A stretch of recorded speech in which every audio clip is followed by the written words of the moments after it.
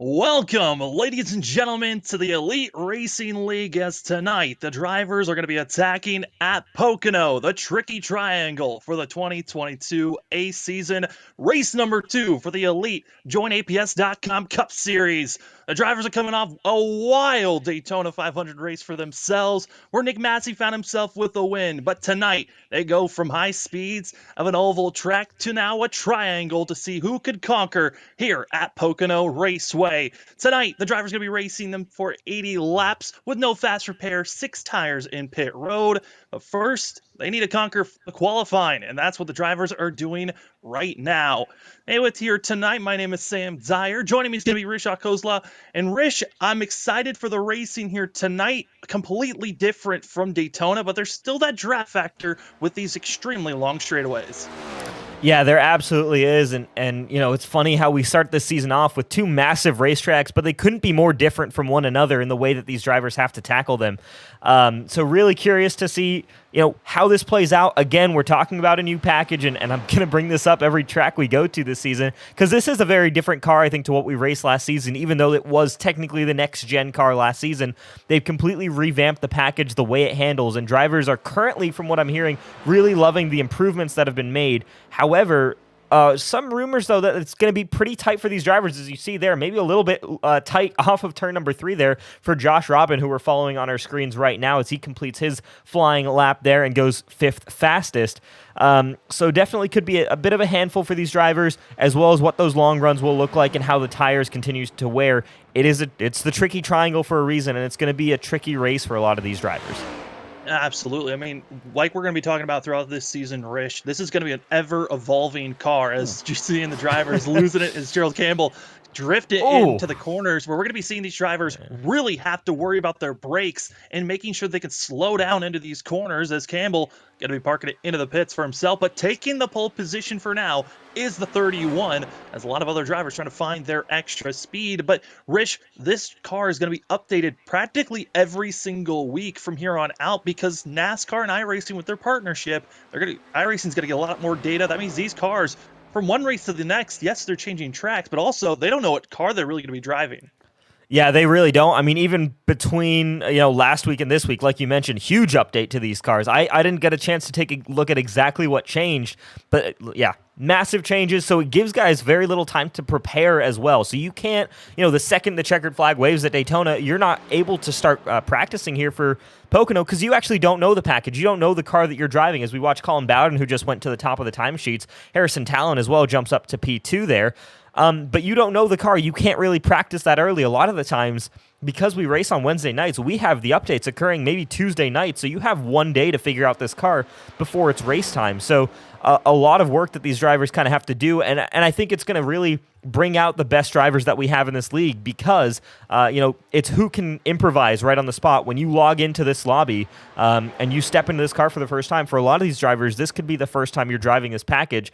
And so it really forces the more skilled drivers, I think, or it brings the more skilled drivers, I think, up to the top of the pack there, because they're the ones who are best able to adapt to a completely different car to what they might have practiced with.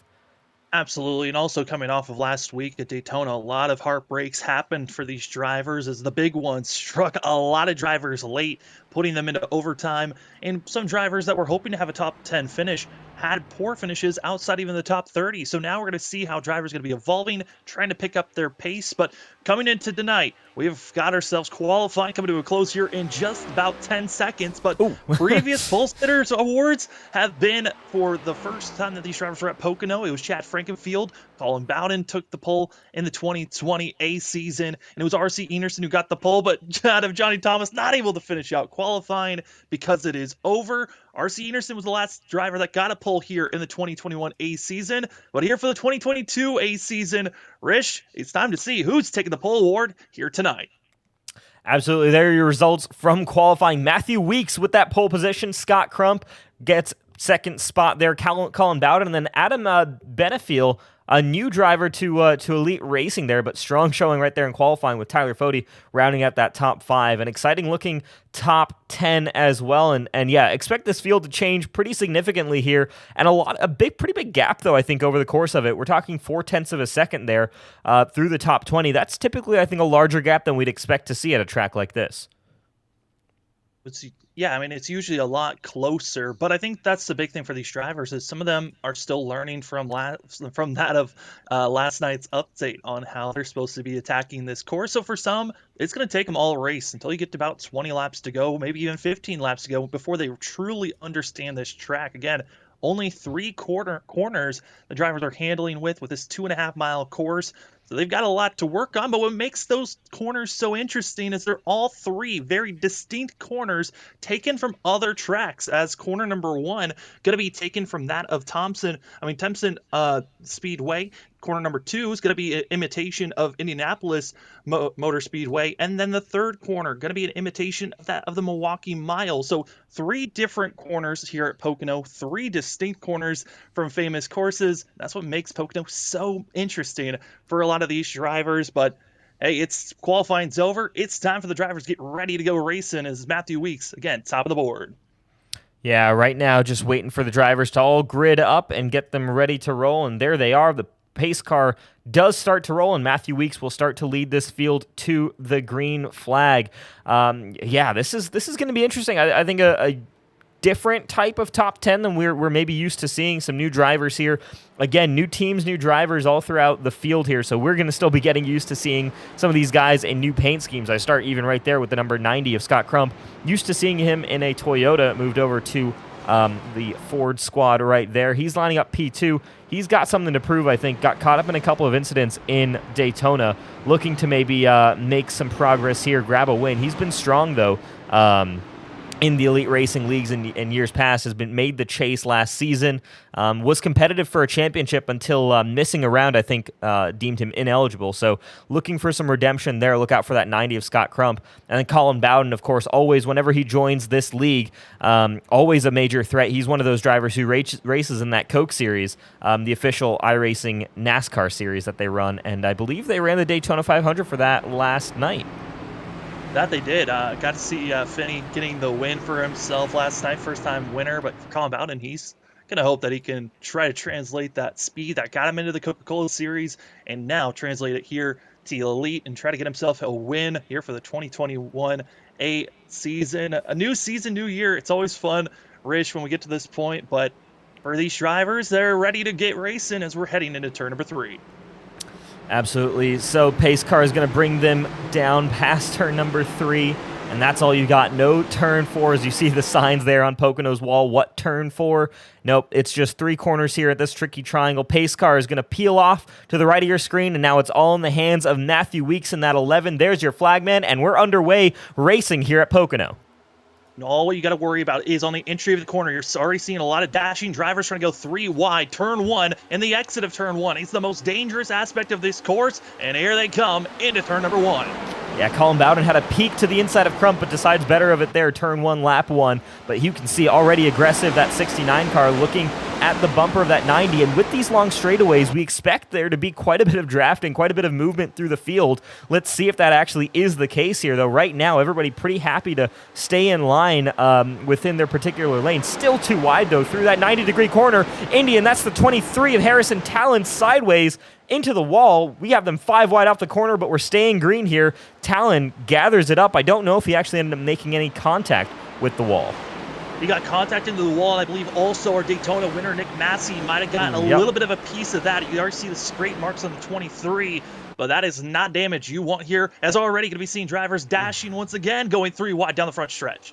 Yeah, here they are, 3, maybe even 4 wide here down this front straightaway, looking to those inside lanes, trying to get some kind of advantage, get your car to the inside here. We got them 3 wide, but then they single back out. So Vincent Isabella then ahead of Dustin Dewar and Josh Robin there, as those two remain side by side heading through turns number 1. Meanwhile, up front, Tyler Fode alongside Scott Crump.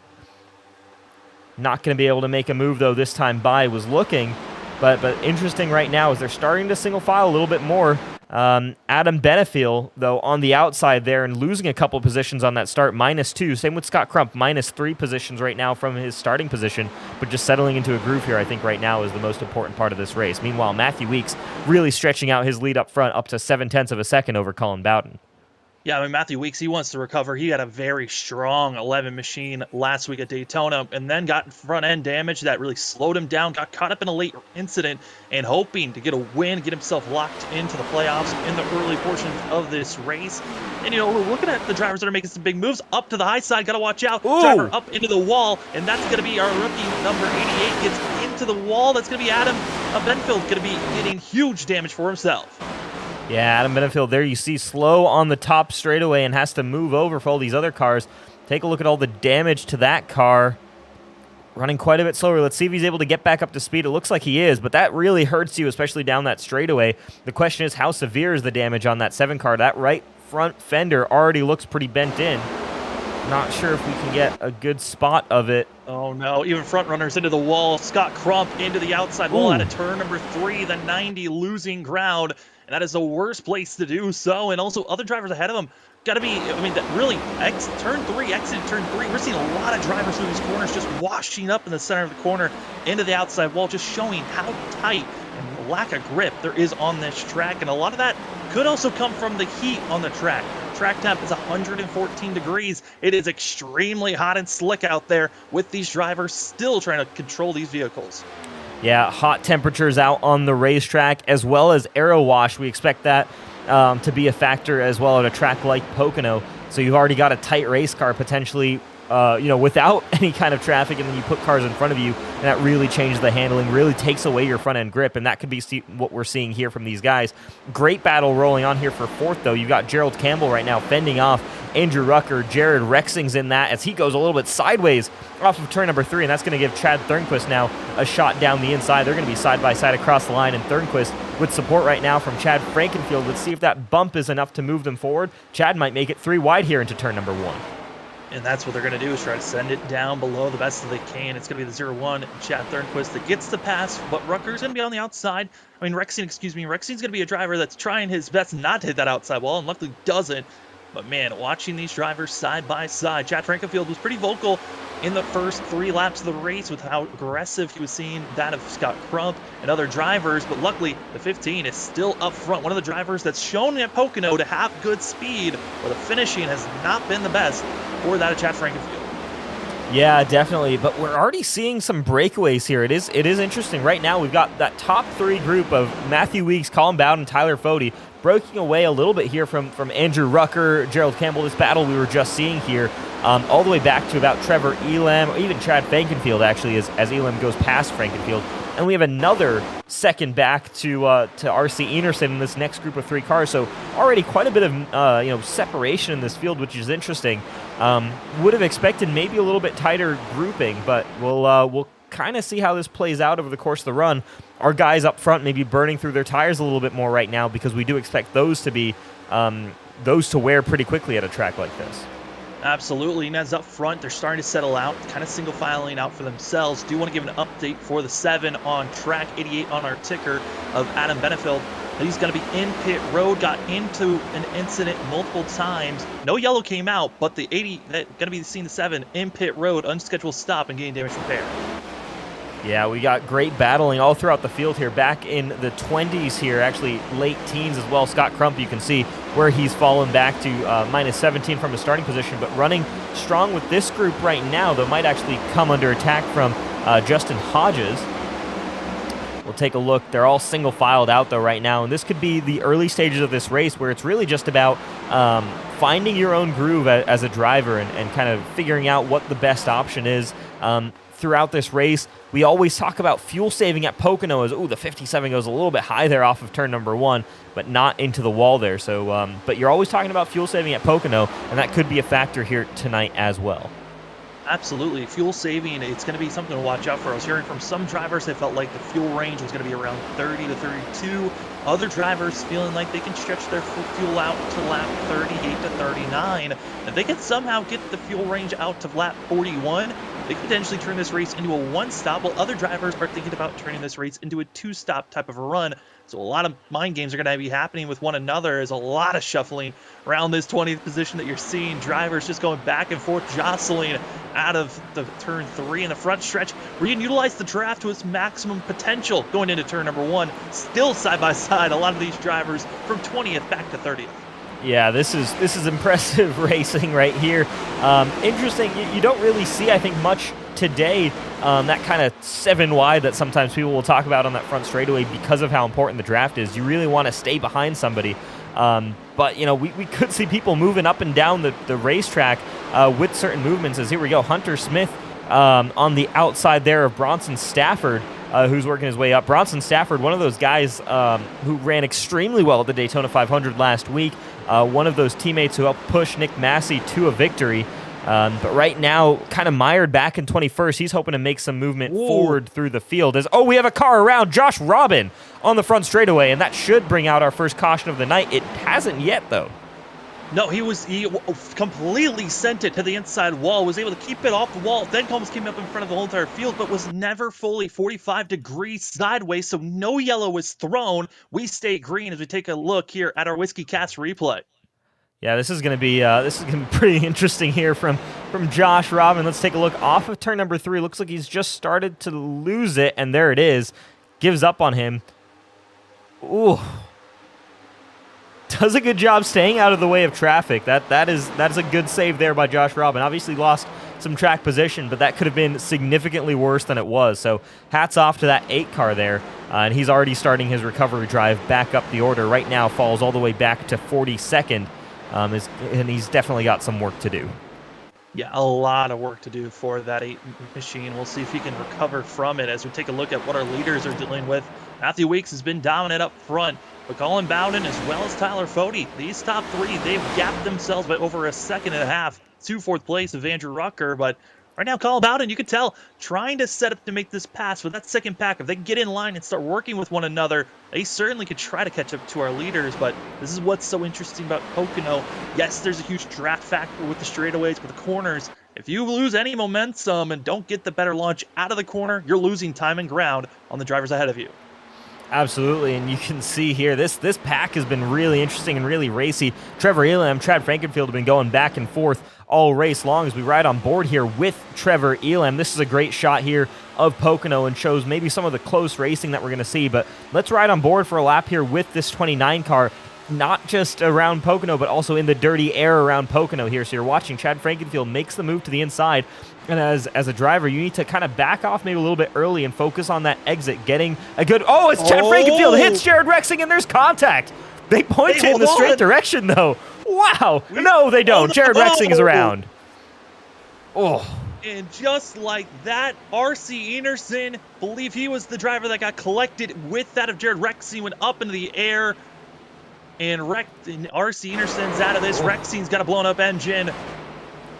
Oh, no.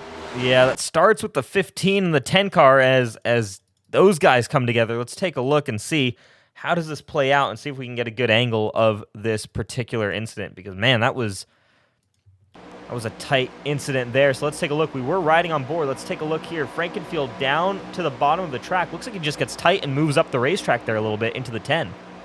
Yeah, you can tell there's a little bit of a shimmy that happens when Frankenfield gets into the throttle and it pushes him up, and R.C. Enerson flying through the air and automatically gets towed to pit road.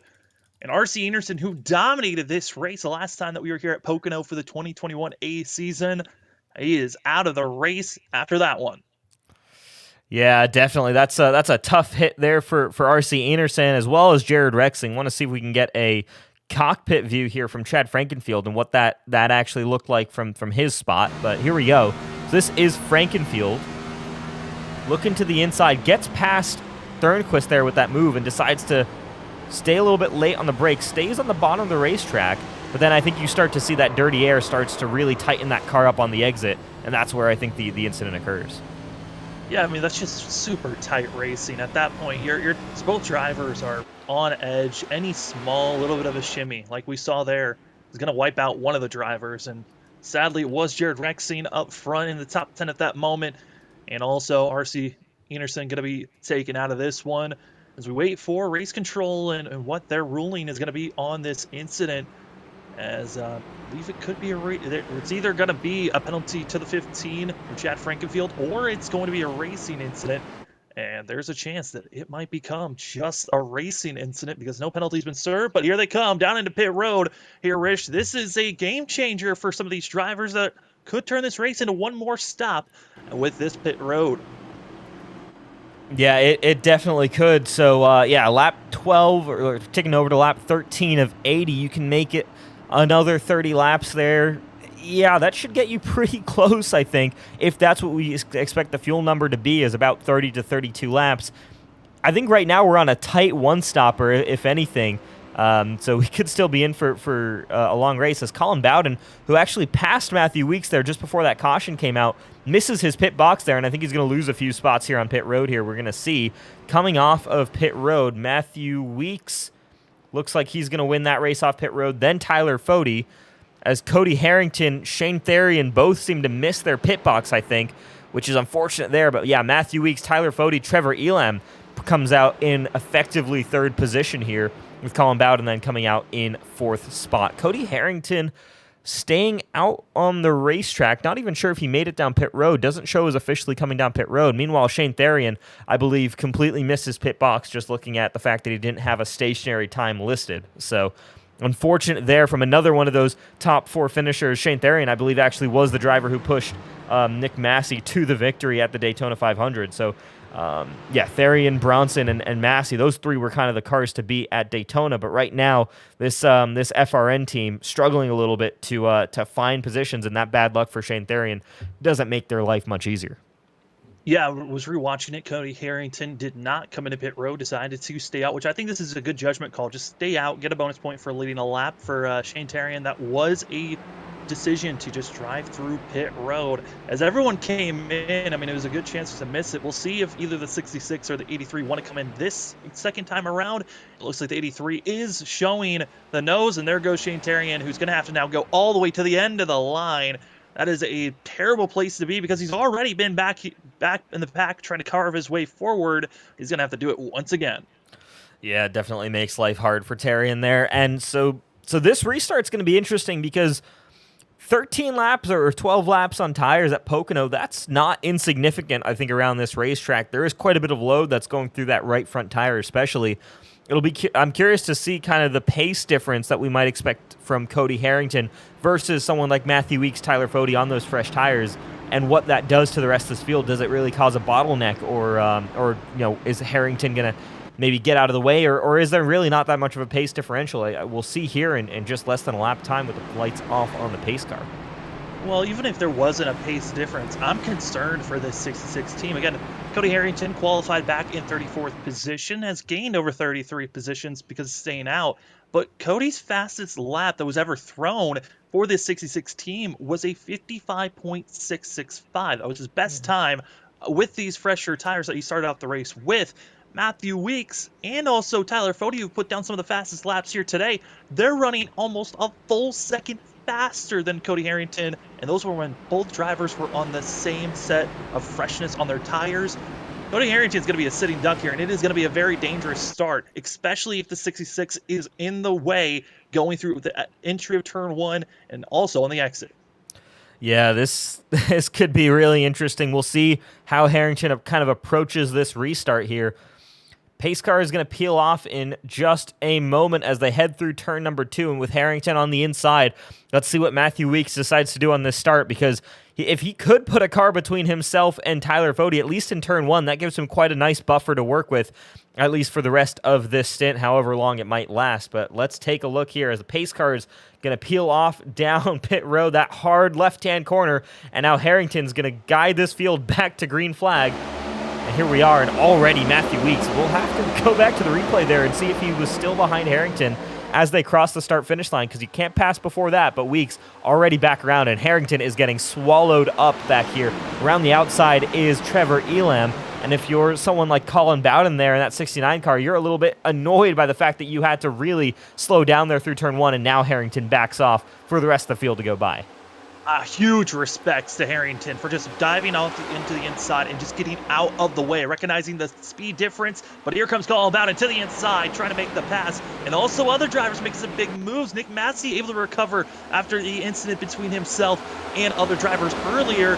Now starting to see the drivers with a lot of speed making their charge, going through turn 3, again coming to the front stretch. Yeah, Tyler Fode loose up top and Vincent Isabella loose on the bottom of the racetrack there. These guys are really wheeling these cars around this racetrack, and there you're going to see what happens. Vincent Isabella just tapped the apron there coming off of turn number 3. That kills your momentum down this brutally long straightaway here. Meanwhile, up front, it's going to be Gerald Campbell fending, or actually going for the pass there on Trevor Elam. Gerald, ooh, sideways through turn number 1, trying to hold on to that thing, on the front barely. Stretch. Oh, and they're wrecking on the backstretch now. Yellow is thrown and more contact about him, but it's going to be actually Richard Hines bringing out the yellow. It was just a solo incident. Thought it was a lot bigger, but after watching it again, it was just the 87 making himself as we take another Whiskey Cast replay of this. But Rish, that aftermath of the yellow coming out could have been bigger than this actual what brought out the yellow. Yeah, so this is the first thing. This is what actually brought out the yellow flag here on the front straightaway that you were mentioning, that you saw there while we were focused on that back straightaway. So Richard Hines, that blue car just kind of gets turned, kind of tough to see who hit him, but hard contact to the inside wall there. Brings out that second caution of the night. Let's see if we can get a better idea as to what happened and who actually made contact with that 87 there. See if there's maybe a better... It was the 8 of Josh Robin. I think that was the driver that he got clipped with. Just the both thought they were clear, but was not from the 8 machine. You see, just thought he was clear, wasn't. Comes down, hits the wall, and because of the way that the on-track incidents are, and you saw it's 31, slow down once the yellow initially came out. Bowden did not, and both made contact. And then once again, there's the second slam that was a lot more aggressive and hurting the 69. Both drivers going to have to recover from that. But up front, those are some heavy hitters that we'll see if that damage is going to be influencing them anymore moving forward as more drivers are out of this race. Richard Hines is officially out. Jared Rexing has parked it. RC Enerson's out of this race. And as well, our first driver of the day, Adam Benefield, going to be out of the running as Brody Moore did not even make the start here tonight. As Rish, you want to take another look at it, and this is what the aftermath of the first of the yellow that came out. So Trevor Elam got away really lucky there, got around the outside, and then, yeah, you just see the loose car that Gerald Campbell was dealing with, and nowhere really for Colin Bowden to go. But, yeah, I mean, that's really interesting here because we were talking about tight at the start of this race, but right now, most of the incidents we've seen here have been because drivers lost the rear end of the car.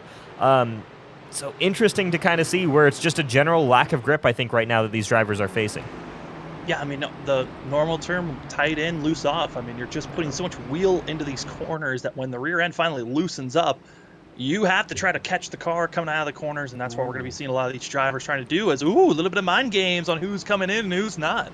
Yeah, so Matthew Weeks, Tyler Fode, Nick Massey staying out, Chad Thornquist also with that group, Tate Lytle, Gerald Campbell, Trevor Elam, Colin Bowden, though, all coming down. Campbell and Bowden make sense because they were involved in the incident. Elam, an interesting call there on that 29. I don't think he got caught up in any of that contact there.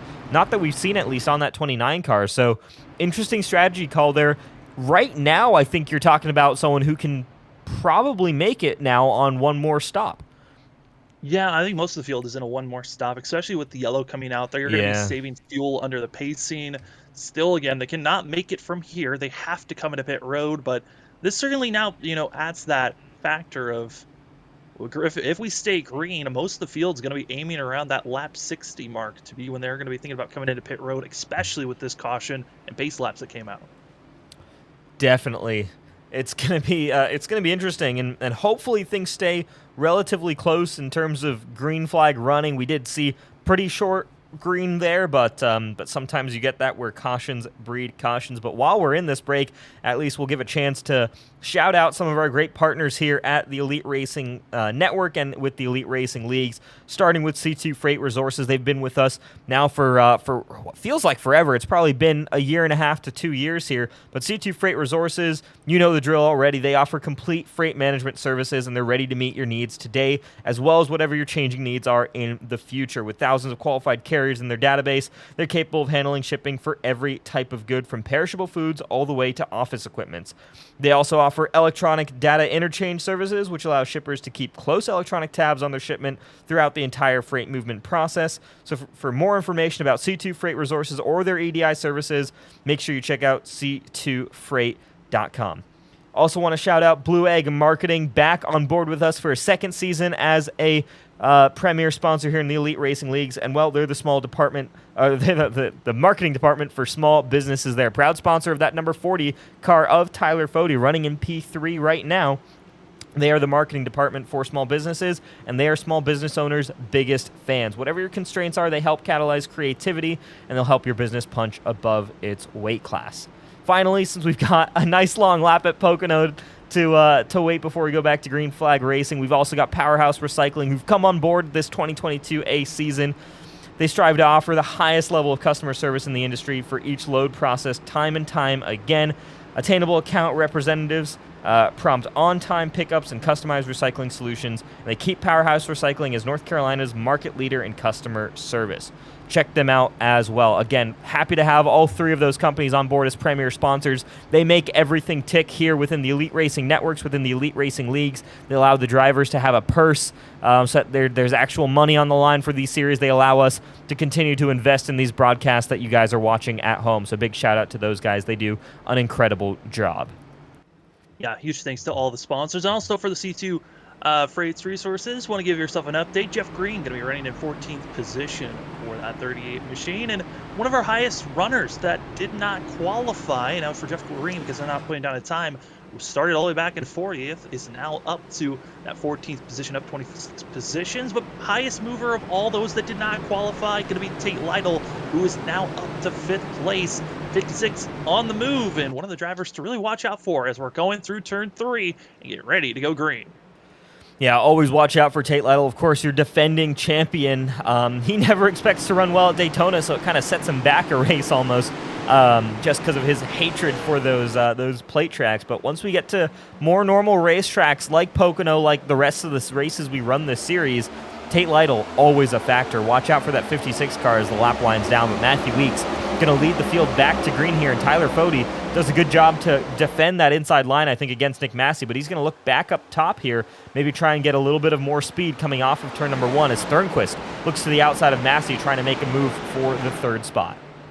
Yeah, Thornquist is going to be asking for a little bit help from the outside, and that's where he's going to be finding that of Hunter Smith, who's going to be trying to give a little bit of bump. And you could tell when you are not on the high line and having that help on the outside draft, you're losing ground. But you can see Nick Massey trying to side draft and trying to get any help that he can. Is still 48, excuse me. Going to be 3 wide. Watch out to the high side, almost into the wall and saving it there as Hunter Smith almost dumped that 14 out of the way. Yeah, Hunter Smith there, almost in the wall there. We saw, I think, also an evasive maneuver there from Tate Lytle in that 56 car. But, as the caution's back out, looks like it's the 8 of Josh Robin. So as that all checkup goes on, Robin loses it again, and they're loose off of turn number 2. And that's not the first time we've seen that 8 car go around there, bringing out the 3rd caution of the night.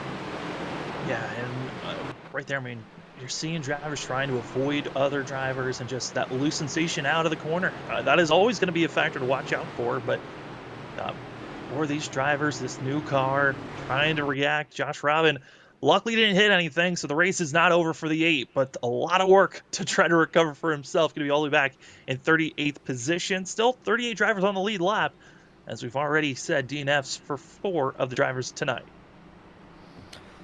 Yeah, quickly turning into a bit of a long run here of laps for these drivers, just because of the caution laps that we've had to run here. We'll go back and see that incident with Josh Robin again and see if there's anything we can pick up. There was a bit of a checkup earlier on the racetrack as well, so could have potentially played into that for the 8 car. We're getting the replay ready to see here of Josh Robin again. Big thanks to Whiskey Cast for being our replay sponsor. As getting set up, I mean, Josh Robin obviously making some contact that he didn't want to earlier, but this is what's going to be bringing out the most recent yellow. You can tell he's just in the swarm of drivers in front of him.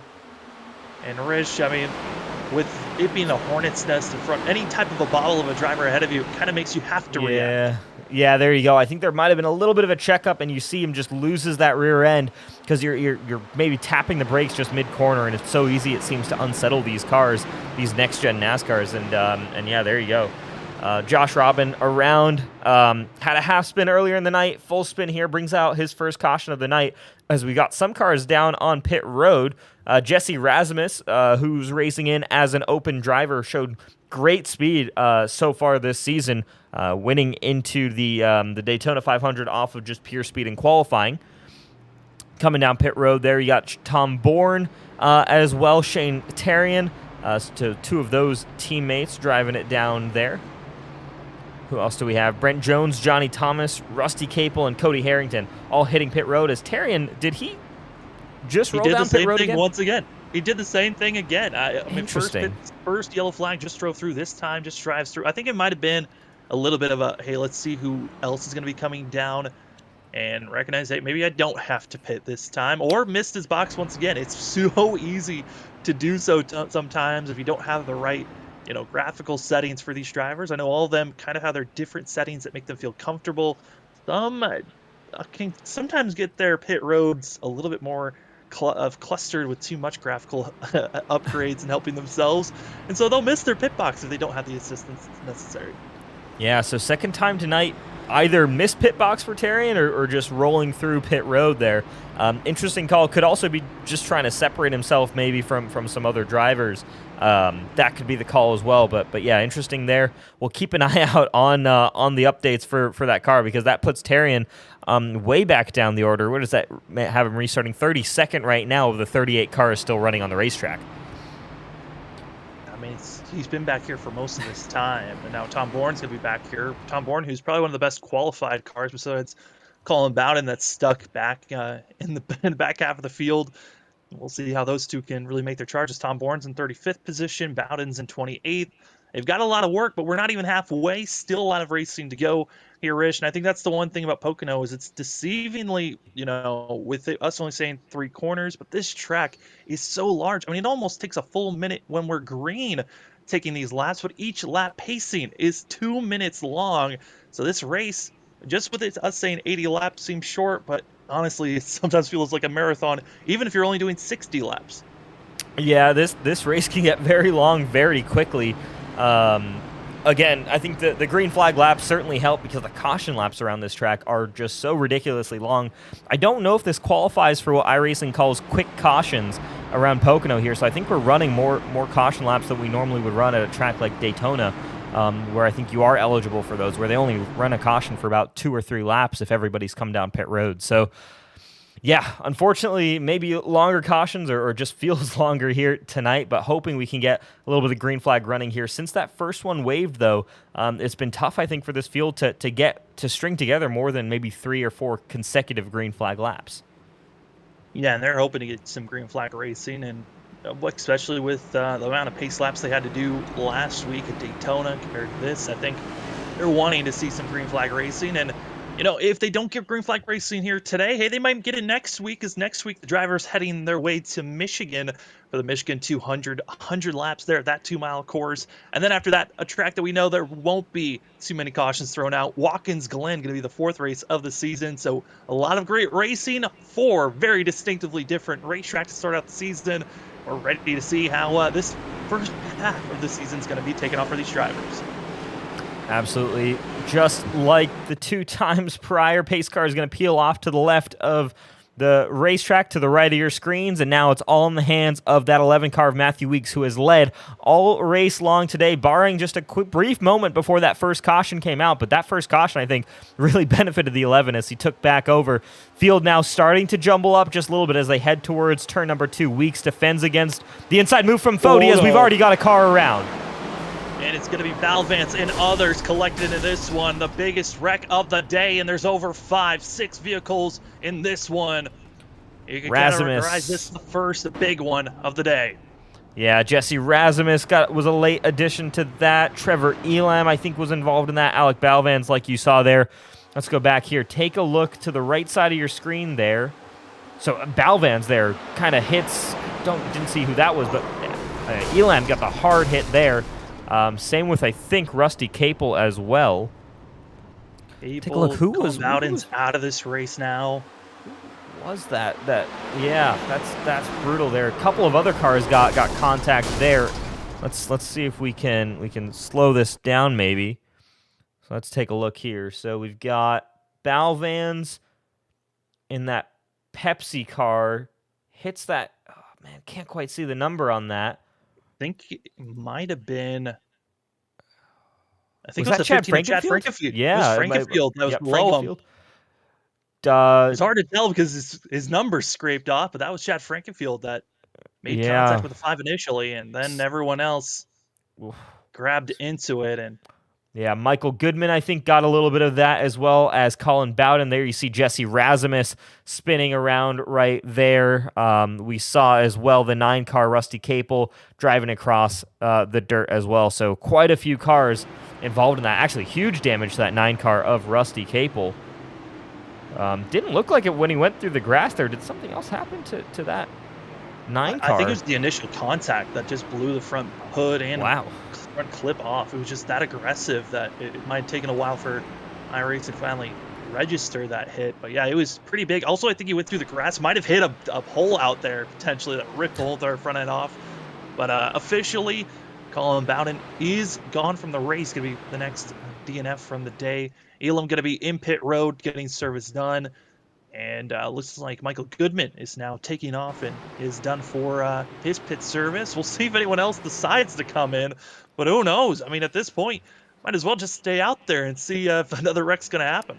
Yeah, right now, I mean, most of these drivers have only run about maybe 3 or 4, maybe 5 green flag laps since they pitted on lap 12. And that's your top 14 right there, all pitted on that first caution. Actually, it's going to be a few more now as Chad Frankenfield brings that 15 Ford Mustang down pit road. So it's going to be your top 18 drivers, all the way to number 43, Craig Arvanites, all pitted on that very first caution, have since stayed out on the racetrack. So keep an eye out. Obviously, maybe some guys trying little bit different things, as well as just repairing damage on those cars.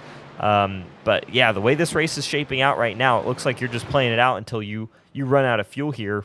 So Yeah. if my telemetry is right, Raminus as well as that of Capel and Alec Balvans, all 3 of those drivers have a meatball, meaning they've got a black flag with an orange circle in the middle, meaning you have required damage that you have to come into pit road to get repaired. So those drivers could be in pit road for extended time, just trying to get those repairs done. Man, that's brutal for those guys. Razimus, another one of those drivers who got very unlucky at the 500, got caught up in the big one, and then right here gets caught up in, somehow we have the big one at Pocono. So 2 unlucky first races for Jesse Razimus. Very frustrating way to start out your season, especially when you've shown the speed that 70 car, I think, has shown. Yeah, I mean, he has certainly been trying to do better. Qualified up in the top 15 and 15th position, was running up in the top 20. He fell back after this most recent yellow, but this is not the way that he wanted his second race of the season to go. But at least it's still the beginning portion, Rish. I mean, there's still a lot of racing to go. And also with the win in your in system, and for these drivers, they know it's over for today potentially for some of them, but there's still a lot of races to go from here on out. Yeah, there absolutely is. It's a long season ahead of these guys. A lot still to look forward to, and so you kind of have to be patient with this sometimes, and that's just how it plays out. You can have 2 rough races and still come back. Again, we're still operating under the current NASCAR rules, where, I mean, all you have to do really is win one of those races, be inside the top 25 in points, and you're in the race for the championship. So very easy, I think, to not easy in the sense it's not easy to win a race, but one good race could be enough to kind of propel you into championship contention per the current rule system. Yeah, and there's still the wild card of the Daytona. You know, we're going back to Daytona as the regular season finale race, so that wild card is still there for drivers that are outside looking in when we come to the end of the season before playoffs come around, which we've seen these last couple of seasons. Playoffs have been chaotic, and you never know who can win the championship. So there's still a lot of racing to happen here as we're going to be coming up to the start of lap 28, but Rich is still Matthew Weeks up front with Tyler Fode behind him. But the revolving door of who's in third seems to be still clamoring around as Nick Massey and Thornquist battle in that position. Yeah, so right now I think officially it's Chad Thornquist, but obviously it all depends on now who's on that outside lane, I think, honestly, because on that last restart it was Thornquist on the outside who made that move around Nick Massey to make it work. And we could see the same thing happen here. Let's see which line is the strongest. I think off of turn number 2, is going to be very telling of who's going to take over that third spot. Pace car is in, and we are green once again. Matthew Weeks on the loud pedal and on the outside. A little bit of a stall out. Not too much movement, but it's going to be that of Tyler Fode still holding on for second. Nick Massey, huge push going into turn number 1. And already going to be seeing some drivers just deciding to stay double filed out. But right now, front 3, that's going to be Weeks, Fode, Massey, and Thornquist side by side with Tate Lytle. Yeah, so they're single filed out pretty early on here as, which car is that settles in line there, but top 4, 5, 6 cars really all in line. Vincent Isabella, the first one looking to the inside, and it is Nick Massey who does move up the order as Chad Thornquist actually dropped 2 spots. We got them all over the place, though, just behind Jeff Green there to the inside, as well as Dustin Dewar. And still some shuffling around there in that short chute between turns 2 and 3 as Dewar goes a little bit high there off of the corner. Yeah, guys, just right now trying to settle in. I think these guys just want to get some laps in right now. Don't need to be that aggressive, I think, with so many laps still to go in this race. Well, Sky Motorsports driver, otherwise known as the FRN crew, that of Bronson Stafford, had to jam on the brakes not to run over the 33 of that of Daniel Martinez, and I think there might have been also contact between those 2 drivers, so watch out for that of the 61 and the 33, as Martinez has been struggling here in turn 2 of the tunnel turn. We'll see if we can survive it once again. Yeah, so here we go into turn number 2, and they almost 3 wide there. Oh, Stafford in the wall. Top side, turn number 2. Outside. He just had no grip in that second lane, and it just forced the 61 into the outside wall. Everyone has to react. Luckily, no one else involved in this one, but we stay green. And the 61 probably wants a yellow now to get that damage repaired.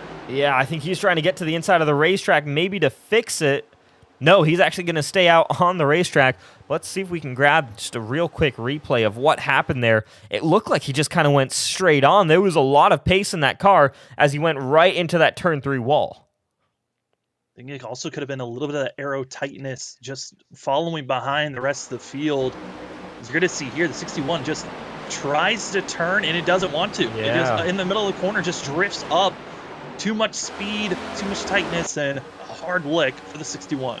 Yeah, so Bronson Stafford now down in 30th position, so a lot of work to do for that car. Meanwhile, up front, Matthew Weeks, Tyler Fode still in their respective positions from the start of this race. Matthew Weeks still continuing to lead, but there you go. You mentioned him, Tate Lytle, 35 spots up the order here. Right now running in 3rd position, just kind of hanging on there. And Tate Lytle has a habit of doing this where he's just around for a long time in these races and is just able to make those moves right at the end and get good results. He's one of the most consistent drivers we have in this league, but right now he's just watching this battle for first as Tyler Fode ran a really good lap time there, was right up against the 11 car of Matthew Weeks, but Weeks defending valiantly there to hold on to the lead position for this lap at least. Yeah, I mean, we've seen only one true, lead change, and that was when we were seeing that of Colin Bowden really challenging Matthew Weeks and making the pass before our first yellow came out. But now we haven't seen Fode truly show any strength to make the pass for the lead, but it's been close. That's going to be a factor to continue to keep our eyes on. And also for these leaders, we're now kind of about 10 to 15, some might even try to push it 20 laps away from when we're going to be seeing our final pit stop of the day for some of these drivers. Got to keep our eyes out for Matthew Weeks and Fode on it. For those front 2, especially for Weeks, he doesn't have the draft that's going to be helping him save fuel. We'll see how well he's going to be able to save anything coming to these later stages when we're going to be seeing our money stop. Absolutely here. Tate Lytle looking good there in turn number 1, but kind of had to back off, I think, mid-corner. Interesting with just the length of the corner and how guys can be strong in one part and kind of fall off a little bit in the next part as Thornquist looking now to the inside of Nick Massey for a move into turn number 2. He gets it done, and Massey has to come back down with Vincent Isabella on the inside of him there. Try not to just stay up too wide on the racetrack. Vincent Isabella maybe had a look, but wasn't quite able to get there this time by. Isabella with the fastest lap of the race last time by. That 12 car could be moving forward here very soon. Yeah, I threw it out there as something for these drivers. Throughout this race, it is still, drivers are learning how to attack, and Vincent Isabella getting the best draft in tow down the straightaways, but also I think starting to understand how to attack these corners. Very in the first about 10 to 15 laps of the race, this 12 was getting way below the apron, was just cutting in too much, but now starting to find that comfort zone. Same with Tate Lytle. I think the 12 and the 56 could be drivers to watch out for when we get into those final 15 laps of this race. Meanwhile, up front, Tyler Fode literally pushing that 11 car of Matthew Weeks down the front straightaways. So Fode clearly maybe now doesn't want to get past that 11 car. Maybe he's very much in fuel save mode, thinking, hey, I'm going to save a little bit here, run a little bit longer than that 11 car, who right now has to burn a ton of fuel with no draft support up front, and try and get him on the overcut if we do come down to a green flag pit stop. So interesting call there by the 40 car of Tyler Fode. But yeah, not going for the move there on that back straightaway, despite having that pace advantage. We're seeing him close up quickly again here. A lot of the time we'd see drivers maybe pop out, but Tyler Fode perfectly content with just hanging around and riding here with the 11. Well, it could be a fuel-saving idea for this 40 machine of just stay behind, don't need to put any pressure on. As an update for the 61, who had to come into pit road 2 laps ago, has called it a race, a DNF for the 61 team from Sky Motorsports. As Fode on the back bumper once again, going to be bump drafting in the corner. I think at this point, though, Rish, it could be more of a force the speed into the 11, so he's just coming in with too much speed where he'll make a mistake into these corners, more than Fode deciding to really be aggressive and trying to make a pass. Yeah, so let's see. This is a great battle we've got, though, for the lead as a whole, because we haven't seen the separation that we saw in that first run all the way back to Hunter Smith here in the 14 car. Top 7 cars all right next to each other, just over a second separating them as well. So as we go down this front straightaway, you can see they've broken away from the rest of the pack as Fode to the inside does decide to make the move with Tate Lytle in hot pursuit as well. On the inside, Matthew Weeks could be losing 2 spots here in one corner. Fode going to come up ahead of the 11 car, and he's going to complete the pass, though. It's going to be Matthew Weeks now in second position as Fode to the lead of this Pocono 200. I mean, if Fode has to thank anyone, thank Tate Lytle on a shove into turn 1 that gave the 40 the speed to make that pass out of the exit of the corner, because that was perfectly timed from Fode to come down with the 56. But if anything, got to be feeling bad for Tate Lytle, because now he's just going to be mired back in third, waiting again. He's in the same spot, did not make any advantage, but now it's Tyler Fode leading this pack as we're coming up to the start of lap 36. Yeah, approaching that halfway point, still a long way to go in this race here. Not even at 50% distance, but Matthew Weeks now back to the inside of Tyler Fode, trying to regain that lead position. Weeks does not want to give that up that easily, and it looks like he's going to get it here. Inside line seems to really be the place you want to be through turn number 1. Maybe not off the exit. We'll see, though, if Fode's able to retaliate into turn number 2. We'll see how the runs change between these drivers throughout the course of this event. Down the back straightaway, though, not enough of a run for the 40 car here. Meanwhile, Tate Lytle just kind of enjoying this back and forth between those guys. Maybe has to defend a little bit from Chad Thornquist here, who's starting to look strong in 4th spot. And as we're watching really this front group racing as hard as they are, it's Vincent Isabella that's going to be trying to make the aggressive moves behind these guys. The 12 trying to get by Nick Massey, not able to see the white 12 machine trying to make the pass, pushing our Daytona winner of Nick Massey to the high line and going back in line. We can just see the difference between our front 7 back to 8th place. That is a full 4 seconds for that of Joshua Clark from 8th place to our leader, which, speaking of our leader, Fode, Matthew Weeks, side by side once again. Here comes Weeks on the outside.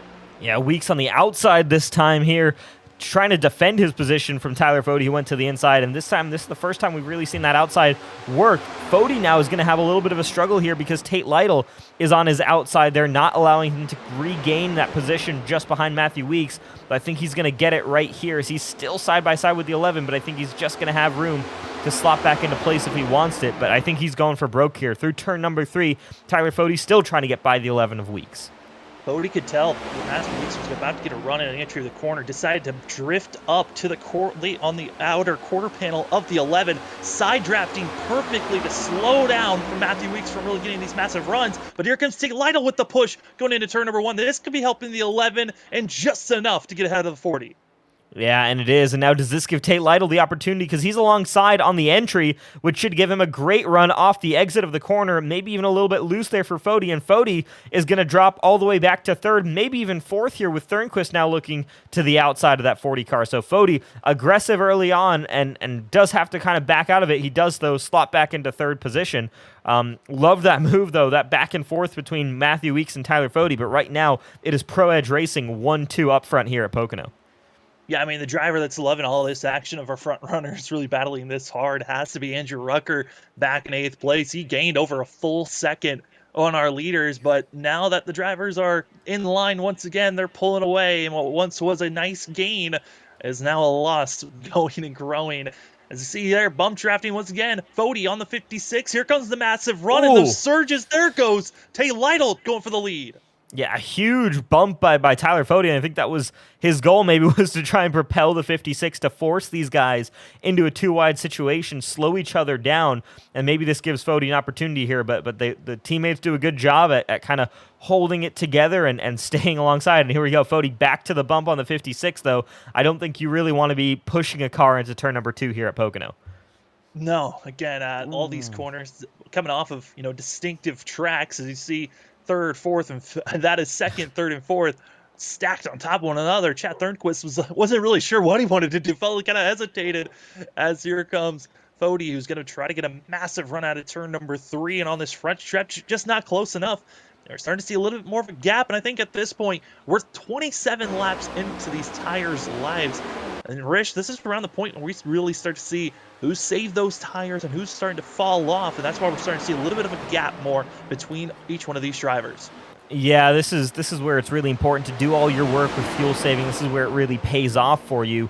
We could start to see some bigger differences in lap times as these start to tick away, but right now, I mean, Matthew Weeks, Tate Lytle are a little bit faster than the rest of this group here. Could just be due to that pushing from Tyler Fody. But Matthew Weeks, shout out to him who's doing a great job. Again, no draft support there on the 11 car, but still able to put down great lap times here. Andrew Rucker, though, running significantly faster than this group. Again, continuing to close that gap, though it seems to have opened up a little bit as they've single-filed out again. Yeah, leaders are still single-filed out. Side-by-side racing, as you see our leaders just snaking through and trying to cut any type of draft. And you just see Nick Massey just on the high line, just watching everyone else do that, being like, hey, you guys can go mess around. I know I'm going to be still in the same spot. But everyone else back around 10 to that of 13th position. There's still a lot of drivers trying to make some big passes back in the middle of the pack that are not a part of this lead group, that are just in line and trying to pull away. Yes, they are. And meanwhile, back in the pack, we're going to go to some of the more chaotic stuff that's happening here as we just go back just outside the top 10 here. Scott Crump moving his way back into contention. Remember, he had that incident. There's that damage on the right side of the 90 car there, but he's been quick still, moving himself back up the order right now, trying to get back inside the top 10. Maybe a caution brings him back into contention. Not sure what, though, the ceiling is for this 90 car right now with that damage on it, because I think it's going to be tough to be quick at a track like this where aerodynamics is so important. You're running at such top speeds and then having that right side damage. But right now, Scott Crump and Chad Frankenfield both making moves forward in this race as they're going past Gerald Campbell. Yeah, you also saw further back a purple machine. That was Josh Robin once again loose out of turn 3. But here comes on the inside Chad Frankenfield trying to make the pass over the 31 of Gerald Campbell. And both of these drivers, heavy damage for both. And they're just hoping to keep on surviving. And I saw again one of those drivers getting loose further back. And this whole entire lead group, you've got a mixture of drivers that have no damage and others that do have some heavy right side, left side, and some even having rear end to nose damage. It's just a wide collection of drivers just trying to survive. Yeah, that's the goal here. We are past the halfway point right now, and I've been enjoying the current run of racing that we've got up front. Chad Thornquist did get by Tyler Fody, so he's now up into the 3rd position. We'll see if these guys move forward at all, as it looked like Fody was maybe pushing that O2 car down this front straightaway. Thornquist a little bit high, though, in turn number 1, or I guess just turn number 1 here. But sufficient to stay in front right now of Tyler Fody. This lead group right now, maybe a little bit of swapping, but I think they might be relatively happy to just kind of stay in line and roll this race out because they've probably got their next stop coming in within the next probably 5 to 10 laps here. Yeah, in the next 5 laps, the window of these drivers making it to the end of the race will open up from a one more stop. And the rest of the field, they can push it out for another 10 laps because of the amount of caution laps that have been put out. These drivers can make some, big dashes to try to make sure they've got the best tires at the end of this race because our leaders, they're running about a full second off of what their best times are or have put down. So they're getting closer and closer when they might think about coming to pit road. As you see further back, the battling of that is Scott Crump, Chad Frankenfield, and others still side by side for the drivers that are battling around that back to 10th to 18th position. It's just a mad dash really between everyone there because it's all about, hey, you make a mistake, I'll try to pounce on it. And Johnny Thomas, one of the drivers, is really pouncing on this aggressive driving around these drivers. Yeah, absolutely. Leaving a little bit of contact there between Scott Crump and Johnny Thomas down that front straightaway. We'll see Johnny Thomas maybe a quick peek to the inside of Scott Crump, but decides better of it this time around. Crump right now in P13 between Gerald Campbell and Chad Frankenfield. Those two cars just ahead of him. So 3 Mustangs in a row, all 3 who've been involved in some form of incident today. Gerald Campbell, though, I think the cleanest of those 3 cars relative to each other, though. Frankenfield and Crump, there's some pretty significant damage, I think, to the right sides of those. I mean, of this pack, though, I want to give a huge shout out to the 32 of Dustin Dorr in 15th place. He's the one that's in the blue and yellow, running in the middle of this pack.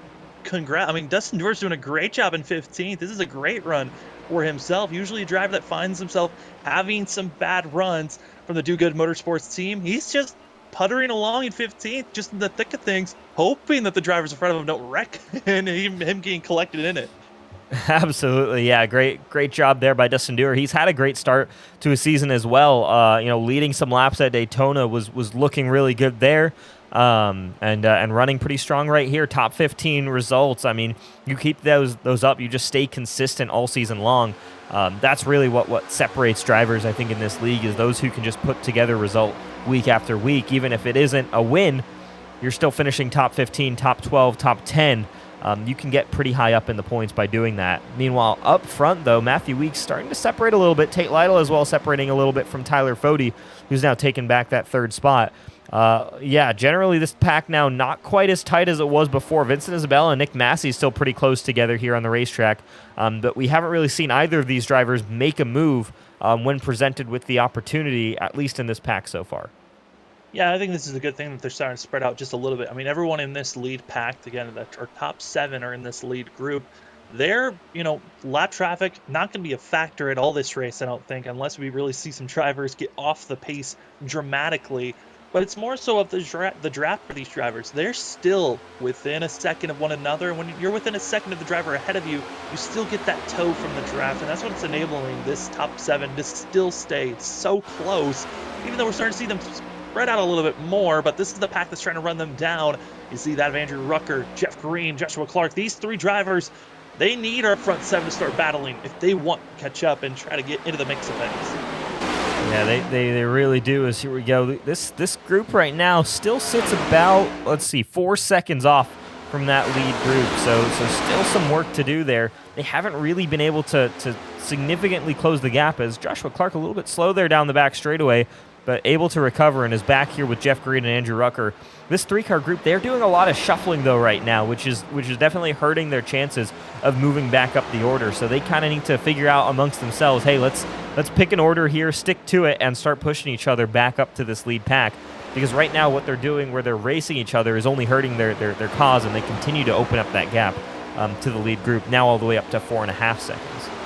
Yeah, the big thing that's hurting this group is the 64. He had a lot of right side damage from clobbering the wall. That's why he slowed down and lost a lot of pace for himself. So we'll see how he wants to do, but we are in that zone when drivers can make their green flag pit stops, and the first to do so is going to be the 19 of David Tucker coming in by himself. Going to be the first car to pit road. This looks to be a scheduled stop. Going to take tires, fuel. Now the question is, of our front runners in our top 7, when will they think about coming into pit road?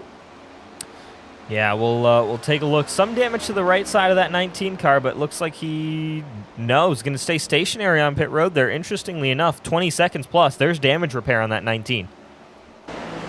Keeping my eye on it, and it looks like there's any required time for damage repair for that 19. More of an optional, and feeling like he would rather get that damage repair instead of getting back out there. And for that of David Tooker, he is technically one of the drivers that's a lap down. Michael Goodman's going to be another driver to watch. I think it's going to be in the eyes of David Tooker to make sure he is ahead of the 44, so he is in the position to try to gain time. But David Tooker still has not left pit road. As we go back up front, take a look at our leaders. When will they come to pit road? Because that's going to be the biggest question of the night, because whoever comes in first, they've got to hope that they can make a big enough gap lead in front of the other pack before they catch up. Yeah, we'll keep an eye on this battle here because it's going to be interesting here. Weeks, again, separating himself from the rest of this group here.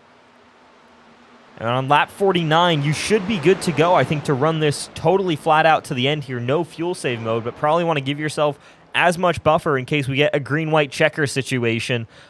Just give yourself that opportunity. Though, honestly, if we make it that far, the odds of you probably wanting to come down pit road and grab tires anyways is pretty high. So, the other question, I suppose, is what's stronger around this racetrack, the undercut or the overcut? And you'd imagine it's the undercut with those fresh tires. Despite having more fuel on board, those tires, I think, are going to make a bigger difference.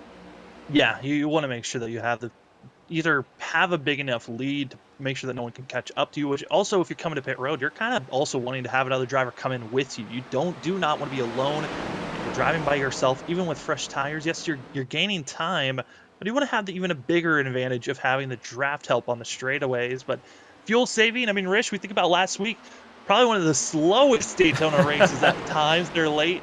We know that these drivers are willing to do anything to save fuel. So for some of the drivers that came into pit road on that last stop, we know they can't stretch it, but some might think about trying to stretch it as far as they can go, even if that means running anywhere from 4 to 5 seconds slower than their fastest time. Yeah, fortunately, we really haven't seen that tonight, but it wouldn't shock me if we get into a situation where that may become necessary. At a track like this, though I think at this point, anytime if there is a caution, that kind of puts us well within that pit window. But yeah, right now, I mean, only about a second slower per lap. It seems like these guys are still going for it, which is good for us, I think. That was definitely a wacky finish to Daytona 500, and had we not had that late race caution, I think we could have had a real surprise in terms of who ended up victorious there, just because we had so many different strategies playing out at Daytona. Right now, though, I think it's run your car until you're close to running out of fuel here. Maybe hope for a caution, though. Around Pocono, you should be able to come. Oh my gosh! I was gonna say around Pocono, though, you shouldn't go down a lap, but there you go. That makes your life even easier because you're losing way less time here. Dallas Myhan, Josh Robin involved in his second, but it's just being caught up there as Myhan hits that outside wall in turn 2. Big contact there, and for Robin, third incident of the night, though. This time not his fault. Yeah, at this point, Josh Robin just needs to make his scheme a magnet at this point, because he has been involved in almost every caution here tonight. Not of his own doing, just been in the wrong place at the wrong time. Somehow the 8 continues to run, but we see it there. 26 gets up into the outside wall, comes back down, and the hard hit just launching the 26 up into the wall.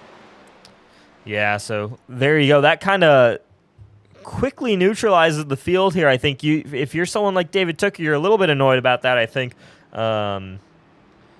just because of you came down pit road, you served that, though actually he was on pit road for quite a long time and already lost that to Michael Goodman, so he's going to need another caution to get that lucky dog spot. The rest of these guys, I don't know if we had anybody else really running up on that lead lap who came down pit road recently. The only one I can see here was David Tooker, who did go down 2 laps. Yeah, Tooker was the only one that came into pit road under that green flag pit stop, but everyone's going to be coming in this go around. But now we're in the type of a stage where this could be a caution breeds caution scenario, because we're less than 30 laps to go. It's every caution that comes out is going to be taking it 4 to 5 laps away from this race. These drivers are now recognizing they have to make large passes and moves in the first 2 laps of these restarts. but also you can make some big passes in pit road. We'll see who wants to be coming in and maybe take some strategy call, maybe 2 tires, or those might think about some other calls for themselves. But I would imagine majority of the field's going to be going with 4 tires and fuel. Yeah, Tate Lytle's in a precarious spot here as someone who's battling for the lead positions. We see someone miss their pit box, but he's going to come out, and he's still got the stream of cars just ahead of him coming into their pit boxes, so he needs to make sure he stays out of trouble here. So far, so good. Where does he come out? Ahead of Vincent Isabella. That's expected there. Ahead of Chad Thornquist. Isabella even comes out ahead of Thornquist. So it is still going to be Weeks, Fody, and then Lytle, as Fody actually gets ahead of Tate Lytle. Vincent Isabella, another one of those big movers on pit road, up a couple of spots there. Thornquist, who lost a spot there on pit road, and Hunter Smith there, that top 6 group all staying together. Nick Massey, though, lost a couple of spots there. If you're someone like Andrew Rucker, though, Josh Clark, Scott Crump, Jeff Green, part of that second group, this is a breath of fresh air, I think, in this race. It gives you an opportunity here to join this lead battle, and right as the race is really coming down to it. Yeah, I think if any, I think the 90 of Scott Crump's going to be a driver in my eyes to watch out for. He's going to be back in 10th. Plenty of drivers that he's going to have to try to pass and make some big, bold moves, which going into turn 1, that's the opportunity to do so. Also, note for David Tooker, because he had already come into pit road and he was only 1 lap down, the whole entire field came in. Looks like the 19 is going to take the wave around, so there'll only be about 4 laps of green flag racing off on these tires compared to the rest of the field, but it'll be starting at the end of the line with this wave around. All right, so Matthew Weeks back up front, as he's basically been all day long. It hasn't been, there have been some battles here for the lead, but Matthew Weeks has generally been in total control of this race. As lights stay on the pace car here, they should go off this time by, we expect and we hope. Just going to give one last quick shout out here. No race sponsorship tonight for the Pocono 200. And for those of you companies watching, that means we do still have spots open for race sponsorship. So reach out to @EliteRacing_ on Twitter to try and get your company name on one of these, on one of these races as a title sponsor. But want to, of course, thank the title sponsor for this particular series, the JoinAPS Cup Series and JoinAPS. APS is a company that offers a complete solution for all types of businesses that need to process credit card-related transactions. Their industry-specific solutions provide the best options for your business model, and they have experienced client service representatives who understand what your processing needs are. Shout out to JoinAPS, to APS, joinaps.com. They've been on board with this Cup Series and with the Elite Racing Leagues right from the very start. I mean, you go back through the history of this league, and the very first league we ran was the JoinAPS series here. So big shout out to these guys. They've been with us forever. And of course, a fantastic partner to have here at the Elite Racing Leagues and Elite Racing Network. Drivers up front again, going to be Matthew Weeks, Tyler Fody, Vincent Isabella, Tate Lytle, Chad Thornquist, Hunter Smith, Andrew Rucker, Nick Massey, Joshua Clark, and finishing off your top 10, going to be that of Scott Crump. But a couple of other drivers on the move trying to make some big changes. Jeff Green now up to 11th, up that of 29 positions. And as well, Joey Chapman, a driver we haven't talked about all night long. He's up in the top 15 now. Yeah, Joey Chapman up inside the top 15. We'll keep an eye out there. Has run pretty competitive lap times, just maybe didn't have the track position early on. So we'll keep an eye on him. The rest of this top 15, more or less what we've kind of seen before. Tom Bourne, we haven't really talked about him too much. He's also just there on the outskirts of the top 15. Wyatt Knadel in 17th spot, as we do go back to green flag racing here. 26 laps to go and all the way to the inside, that 23 of Harrison Talon, but he does sort back in. Meanwhile, up front, Matthew Weeks, Tate Lytle. On the outside, you have Tyler Fody and Vincent Isabella, teammates there at Lake Norman Motorsports. But they're going to stay in line with those 2 leading Pro Edge Toyotas. Front 4 going to be single filed out. It's going to be that of 5th on back, double filed, and trying to figure out where they want to place themselves. Nick Massey, who had lost a couple of positions under pit road, trying to go for a pass, and here comes Fody trying to move up to 2nd. Clean move by the Fody machine. Good at it too. Loose, though, off of turn number 2, but does a great job saving it and keeping his position. Maybe even causes Tate Lytle to check up here, and that's going to give Vincent Isabella the shot to go and grab the 3rd position. You've got Team on team battling right here. Pro Edge Racing, Lake Norman Motorsports, two teams that have really just dominated the Cup Series over the past couple of seasons, and they're continuing to show that dominance here today. Their top two drivers for each of those teams right now running inside the top four, and Chad Thornquist, right now the first driver not on any one of those major teams, right now running in the 5th position. Battling, though, Hunter Smith and Nick Massey. That Sky Motorsports team, I think, is going to be another one of those juggernaut squads that's going to be tough to manage, I think, this season if you're one of those privateers. Yeah, I mean, right now, Nick Massey as well as Tom Born and Joey Chapman, those three are the top from Sky Motorsports. Kind of shocker that Bronson Stafford and Shane Terrian having issues. Vincent Isabella with issues, though. And there goes the dual spin. Massey also goes to Hunter Smith. Another yellow waves with 25 laps to go.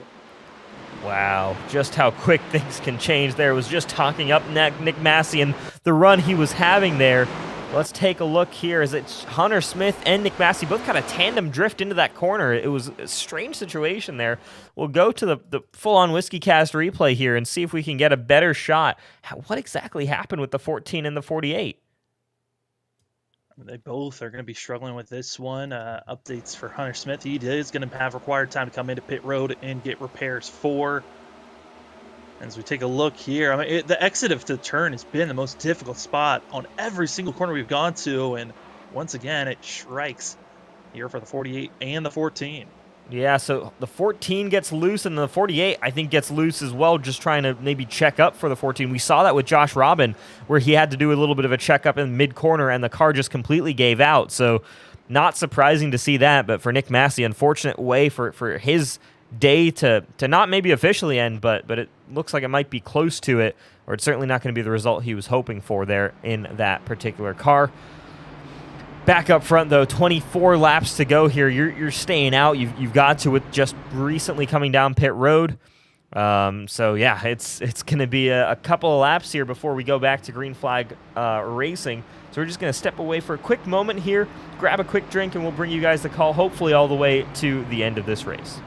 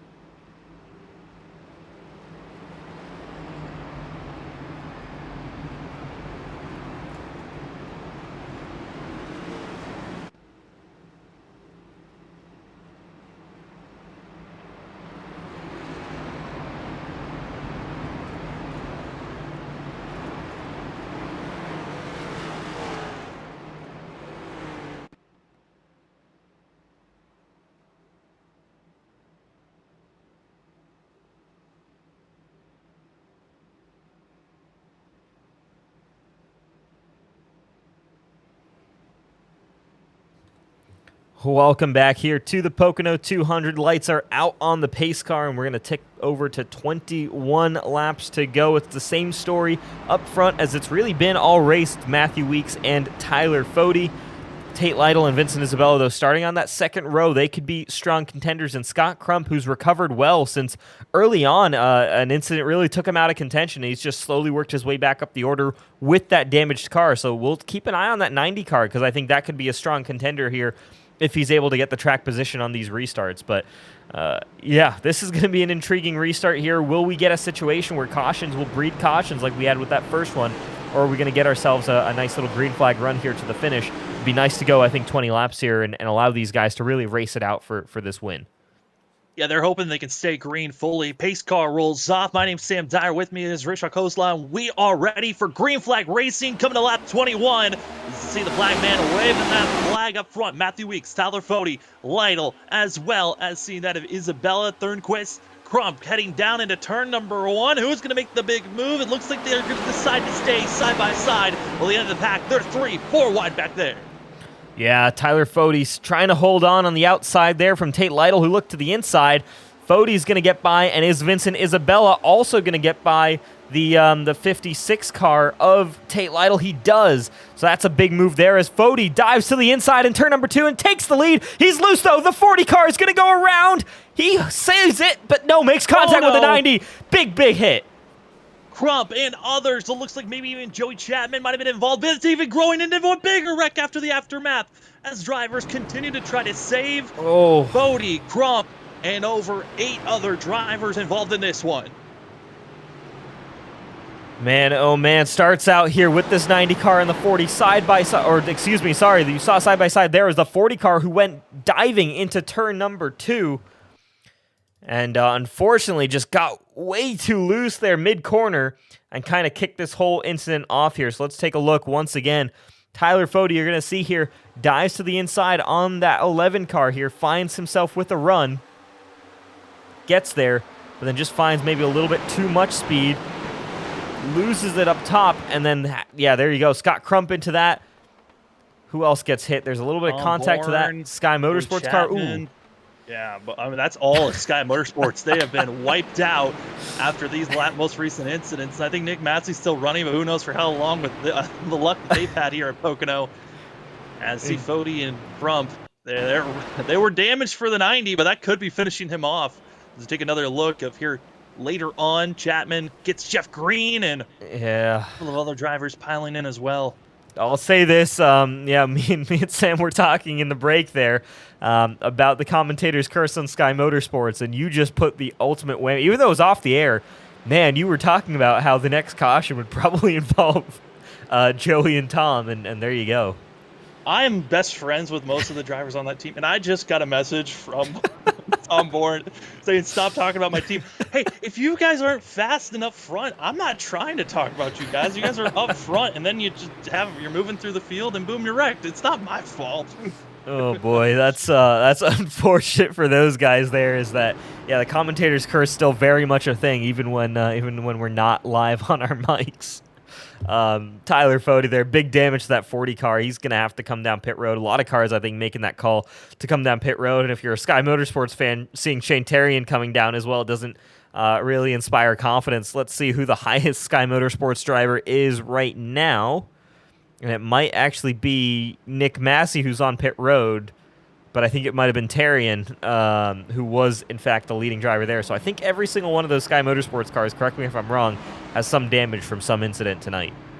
Damage or have had issues. Because for Shane Terrian, he was when he started off missing pit road twice. Yeah. And then everyone else kind of just got piled into wrecks that were aftermaths of them being involved in other incidences. It's just bad luck. I mean, it's really what tonight has been. After the great run that they had last week at Daytona as a team, Tom Bourne had the worst luck for himself of being involved in that wreck on lap 2. But for a lot of these other drivers, this is now giving an opportunity. I mean, now that of Scott Haney, he's up in the top 10. Doer's up in the top 10. Chad Frankenfield, who was up in a lot of wrecks earlier, he's now up in 10th position. And now we're also, I mean, you look at 11th, 12th. These are all drivers that we haven't talked about all night long. They're now having an opportunity to have one of their best finishes here in the early portions of this season. Yeah, this is shaking out pretty crazily here, and shout out to the drivers Andrew Rucker, Josh Clark. These guys have been really sticking it out in this race. That 28 car, I don't want to. No, I'm not gonna say it. Maybe I'm gonna say it. That car is clean right now, and he's been having a good race, been running strong, been running clean. I'm gonna be really upset if he's involved in the next caution here. But I mean, I gotta shout out Josh Clark right there, who's doing what he always does, I think, and that's just run clean all race long. Don't get involved in other people's wrecks. Don't make your own mistakes and don't make your own problems there. And the results really come just by doing that. And you're seeing that right now. P6 for Josh Clark. Would love to see that go up, not down. So racing gods, if you're listening, let's try this. Yeah, I mean, this is welcome to Bizarro. You never know what's going to happen. As you got Josh Robin, who's been involved in the first 7 wrecks, first 7 yellows of the day. Josh Robin was somehow involved in all of them. He's still out there in 13th. I don't understand. Josh Robin has a different car from everyone else. This is a tank that the 8 was driving. But he's still out there on track with all the damage he's acquired throughout tonight. Absolutely, and cars now filing 2 by 2 as the lights are out on the pace car, and this time it's Vincent Isabella on the outside. First time we've seen him up here, and with Tyler Fody kind of the main protagonist or antagonist if you're a Matthew Weeks fan, kind of out of the picture here. So now how does this 12 car handle that, having all that clean air in front of him? How does he handle that opportunity to go for the lead here with 18 laps to go on this restart? This is going to be a different type of restart here, as well as now you got Chad Thornquist, the primary pusher on that outside lane, but you've also got a Pro Edge Toyota on that top side as well. So a lot to play for right here, and this could get very interesting with some new players right now up front on this restart. Yeah, we are now going to get ready for this restart. Still, we're now in the final 20 laps for these drivers. We'll see who wants to make some of the biggest moves. A lot of drivers, though, did come into pit road, one for damage, but for some, it's coming in just to get tires. That of Daniel Martinez is going to be one of the drivers to watch out for, back in 23rd position. We'll see how well he can try to climb moving forward with those fresh tires. And as well, David Tooker, some of the freshest tires up in the top 15. Watch out for the 19 back in 13th position, but we're ready to go green once again here, Rich. Absolutely. So pace car once again peels off, and the field's going to get ready to head back to green flag racing. Going to take over to 17 laps to go, and Matthew Weeks, your leader, as he leads this field back to green. And in fact, that inside line looking really strong, as Tate Lytle, I think, is also cleared. Vincent Isabella, and now Josh Clark looking to try and get to the inside of Isabella. Does he quite get there? He looks like he does. Isabella has to stay high on the racetrack. Thornquist goes way high on the racetrack, though I think that 12 car is going to get the run off the corner, and the 28 now needs to find a slot back in line here, as he's really on his own down in the bottom of the racetrack. Yeah, also going to be seeing the 3 of Scott Haney giving a little bit of a bump to some of these drivers back here. And right now, I mean, this is a cluster of drivers that have been running 2-3 wide around one another, and they're going to continue to stay 3 wide. But instead of racing for back in 20th, they're now racing to see who's going to be in the top 10. As you see that of Hogs and others involved here. You see Joshua Clark touching the grass and hold on. I mean, that's Jared Campbell who holds on to the 31. Dangerous move there, and somehow dirt tracking it, it's still on track. Absolutely chaos there, as a little bit further back, as meanwhile up front Chad Thornquist, big push to that 56 car to clear the 12 as well. So Thornquist now up into 3rd, and I think even Josh Clark is going to try and push that group by. We'll see if Clark is able to hang on. Oh, they're wrecking on the third one. Oop. We've got a yellow flag out on the racetrack. Joshua Hodges, Dustin Dewar, who was having a great run as well, all involved in that one. We'll bring you guys what happened here, as Dustin Dewar into the 57 car there. Who is that? That is Joshua Hodges, excuse me, as well as who else was caught up in that big wreck? I believe that was the 36 of Kyle Walgren that was involved in that one also, that came in late and just could not slow down. Ooh, big hit there for Dustin Dewar. And yeah, that is the 36 there of Kyle Walgren. So, man, unfortunate there for those guys. You really hate to see that. They were both having really solid runs here today. Dustin Dewar inside the top 10. Justin Hodges, not sure where he was prior to this incident, but was obviously competing inside that top 10 as well, or competing for positions between those guys. And let's take a look at just how this plays out, as we saw just at the end of that replay, a little bit of displeasure, I think, from the 57 car. But Dustin Dewar here tries to... That's an interesting incident. I don't know if that's netcode, because that's a weird place to go up on the racetrack there. Well, it's deemed as netcode, but I think also for Dorr, he was trying to figure out how to get a little bit of an arc, a little bit more of an arc coming in, expected more space, but they were 3 wide. There was not much 32 could do. You kind of had to just turn in. But yeah, the 57 was not impressed. Even over voice chat channel, he was frustrated with Dorr on that one, but bringing out another yellow, 15 laps to go. It's going to be less than that once we go green. But, Rish, who else do we want to give a commentator's curse to at this point? Because I don't know how Weeks is still alive up front, but now he might be cursed. Tate Lytle, he's up front as well. The Thornquist, hey, let's just go down the whole entire row. And Well, here, let's try and even it out so that if... I don't know if this bodes well for us. I was going to say, if we talk about every single driver by doing a rundown of the field, we then curse every driver, but that means any incident that happens, we officially commentators curse them. But either way, let's run you guys through the field, I suppose, for better or for worse. And leader Matthew Weeks, basically leading all night long, has done a great job in that 11 car, got the pole position, continues to lead, fended off Tyler Fode's run before he crashed out, and right now is in prime position to bring that home in for a W. Meanwhile, you've got your defending series champion Tate Lytle right now running P2, worked his way up from a poor starting position here, and right now is competing with his teammate for the win here. Then in third place, we find that of Chad Thornquist, as well as some other drivers behind the 0-2 is going to be that of Vincent Isabella, who's found his way winning a championship in the Truck Series a couple of seasons back. Then you have Joshua Clark in 5th, Andrew Rucker in the 64, going to be in 6th position. And, we'll see how the aggressive Eagles team's going to do, but hey, I think the biggest surprise has to be Scott Haney there in 7th. Yeah, absolutely. Really impressive run right now from Scott Haney, and this one I'm going to feel bad about if it is the commentator's curse, because, yeah, great run by Scott Haney. Do Goods Motorsport, I mean, they've had incredible growth year on year, or season on season at least, here in the Elite Racing Leagues. Of course, having their driver Alexander Van de Sant go to the championship for last season was huge for that team. And I think we've seen improvement in all of their standard drivers, Haney, Goodman, and Dewar, in terms of how that team's improved. Especially, I think, since the addition of Alexander Van de Sant, they really found an extra step there and continue to kind of show that performance here, this season so far with Dewar's strong runs. We're seeing Haney up top right now. Michael Goodman, admittedly, has gotten caught up in a couple of incidents here tonight, not through any fault of his own, so he's a little bit further back, but still inside that top 12 there, as you see that 44 car with a little bit of that left side damage. Yeah, Michael Goodman with that damage going to be trying to work his way forward. Then we also got 43 as this goes through, but we still got to name them by names. We got 15 Chet Frankenfield, then we got that of Greg Everett, as well as that of Johnny Thomas, that of Josh Robin, Michael Goodman, David Tucker, Brent Jones, that of Michael Hosak, and then we got the 33 here in 16th, Danny Martinez. Then we find some other drivers that are here, but Rich, I mean, for all the drivers that are out, we do have a total of 27 that are on the lead lap still.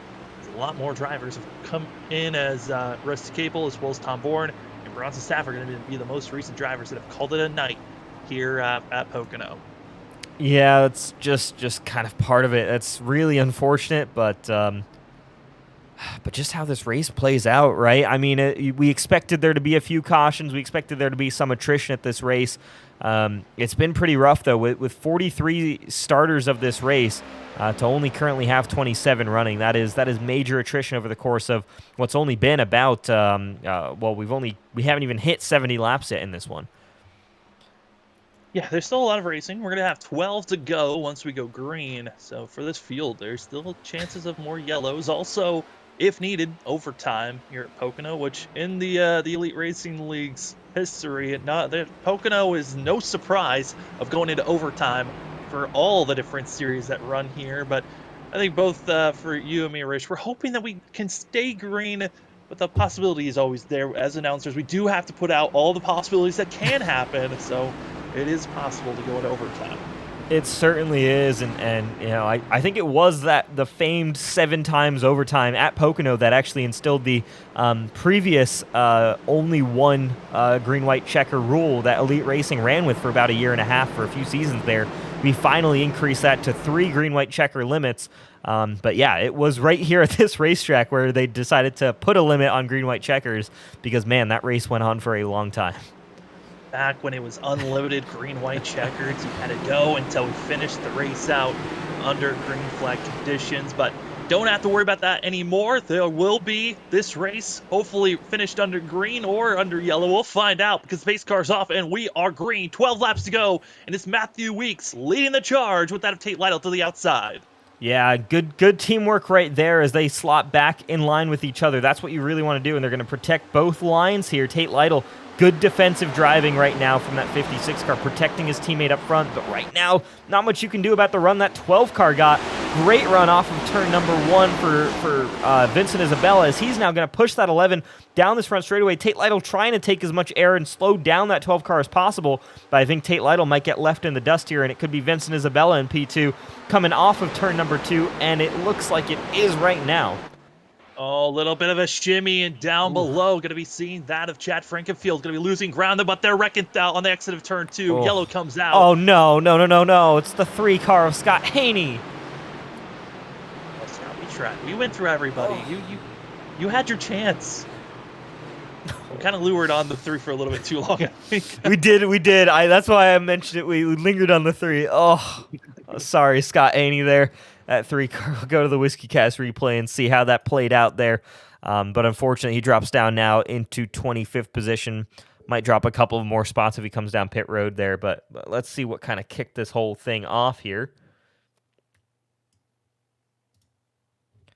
So we'll head back to the main screen. There's that blue number 3 car on the outside. Michael Daniel Martinez, he just gets loose there through turn number 2. We expect to see that a lot of the times. And what happens here? Ooh. Contact with... Hey, isn't that Josh Robin? Was it? I think it says Joey Chapman might have been involved, but I think he was involved after this incident. Let's take a look here. Oh, there was actually another Josh crash. Robin. Justin Dewar. Oh. It was Justin Dewar. Oh, Chapman was involved later on, but that initial contact was with Josh Robin. Was it really? Oh, yeah. Gosh. Oh, no. Poor Josh Robin. Really has just been an absolute magnet for these incidents so far tonight. Oof. I'm just curious at this point, at the end of the race, how many incident points did Josh Robin acquire? Because this has got to be a record at this point. I'm curious. Are you able to see that? You have talked about some of the... Oh, I don't have that information, but that might be something we could get after the race is done. But it is a large margin at this point. Oh, man. Yeah, official word from Dave Huckleberry, who's helping us in the booth here, is we definitely I spent too much time on Haney, so that one's on me. So apologies for that one, Scott. You can angry tweet me about this race afterwards, and I'll accept that. That's on me. Hey, I mean, what the fun thing about, us being on iRacing, being attached with YouTube and live streaming, the audience could be involved. Who wants to be part of who should be the next driver that we should give a commentator's curse to and linger on? And just put in the chat which driver you want us to linger on during this caution, we'll see what happens next. This is true audience interaction here. Who do you want us to curse? I'd love to see if I wonder if I could get... I'd love to be able to... YouTube should add a poll option here in live chat. I don't know if I can do that, but I'd love to put a poll up here, and we can throw down some driver names, see that, and each race maybe we'll figure out a driver to mention the most. I mean, if we look at the drivers that had the best runs from last week, I think it's Matthew Weeks who runs in first. I think he's the one that needs to get dinked, I guess. And then the next driver after that would be Chad. I think it would be that of Chad Thornquist, the next in line if you look at last week's finishers. In terms of how good they fit and evening it out, yeah, that's fair. I'm trying to see who else maybe had a rough run of it. But, yeah, it's hard to remember all the finishing order in Daytona when it's when after the race and it gets so chaotic in terms of the results. But yeah. Oh man. Well. And more drivers going to be calling it a night. 57 is now going to be the next driver that parks it. And those up front, you got Matthew Weeks, Vincent Isabella, Tate Lytle, Chad Thornquist, Andrew Rucker, that of Johnny Thomas, Chad Frankenfield, Joshua Clark, David Tooker, and Michael Goodman going to be your top 10 currently. And the magnet Josh Robin going to be all the way back in 21st position, still running. The 8 is still able to run coming out of pit road finally after getting some repairs done. Absolutely. I will say just one last thing on the calling out, picking a driver to to curse. I can be bought. So teams, drivers, reach out to me. I'm willing and happy to take bribes here on the air. More than happy for it. I already know a team that's going to tell you just don't talk about us, even if we're up front doing well or not.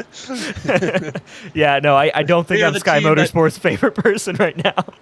They're the team that shall not be named no more. They're not going to talk to me for at least a couple of weeks now. They're going to be like, never put Sam back in the booth. We're done with this. Hey, Nick Massey's in 13. Oh, God, I'm going to regret saying that. Oh, no. It was nice knowing you. Oh, no. Yeah, Nick, sorry about that. That's going to be a DNF for that 48 car here. Oh, no. Oh, boy. Again, the team that shall be named. Matthew Weeks, who stayed on board. Can the 11, who's been up front for the majority of this race, can he finally clinch a win here tonight? As the 11, after his misfortunes last week at Daytona, I mean, a lot of his luck has changed coming into the night, but it's going to be less than 10 laps to go. 8 laps when we go green. It's going to be Matthew Weeks, Isabella, going to be your front two. And Isabella's been doing great, but Matthew Weeks, he's been the one driver, got the pole, trying to do what R.C. Anderson did last time we were here for the 2021 A season. Get the pole and get the win. Yeah, it's been an impressive run for Matthew Weeks, and while we've seen guys come up and challenge him, I don't think anybody's really posed a proper threat to that 11 car on a long run. Tyler Fode got close. Obviously, he's not really in that equation anymore. But when you get these cars rolling, and if we do run green to the end of this race, I think it's going to be very hard for anybody to compete with that 11. We're going to find out, though, here as pace car peels off, and really early Matthew Weeks gets on that loud pedal, really catches, I think, Vincent Isabella off guard, and that's going to allow Tate Lytle now to run to the inside and make it a Pro Edge 1-2 up front. Look out, though, for Johnny Thomas, that 91 car, moving to the inside line, trying to move his way forward. Last year's Daytona 500 winner, trying to make some progress here at Pocono. Oh, and they're wrecking through turn one on the exit of the corner. Hard contact. Michael Goodman. Also, Cody Harrington, I believe, going to be involved with this one. But, oh, boy. 44, Michael Goodman. Going to be taking the brunt of it here. Let's take a look here. Michael Goodman just loose there through turn one, then gets caught by that 43 car. Ooh, who else was that? That would have been Wyatt Knadel, I think, who made contact there. Everybody else able to avoid the 44 there. But, yeah, just... unfortunate circumstances, we'll say that. So loose there, and you see just gets caught there on the front bumper of the 43, and around he goes. Not the first time we've seen that loose condition in any of the corners, really, but turn one. Turn two, I think, has been the biggest culprit for it, but we've seen a couple of cars get pretty loose through this through the bankings here at turn one. Yeah, it's been a tricky night, I think, for all of these drivers. Yeah, I mean, also, I got to give major props to the rest of the field, able to avoid the 44 of Michael Goodman. They had plenty of time to react going around, and luckily, no incident after that. But, for Michael Goodman, he's going to want to recover from this incident for himself. But for the rest of the field, we are now 7 laps to go for tonight's race. And now, I believe next time that we go green, if another caution comes out before the white flag, we will be placed into overtime for these drivers, so they got to be careful. Again, we don't want all the credit of giving a curse to these drivers. If you want to be involved, put in the chat right now. Tell us what driver we should talk about that's been having a decent day or been doing well. We'll see if they'll be the next one who gets commentator curse. Oh boy. This is, I'm glad I think I have the driver's chat muted on Twitter, because I don't know if I want to read through that after this. Oh, I have been already attacked on my phone is blown up. Everyone's mad at me. Oh, boy.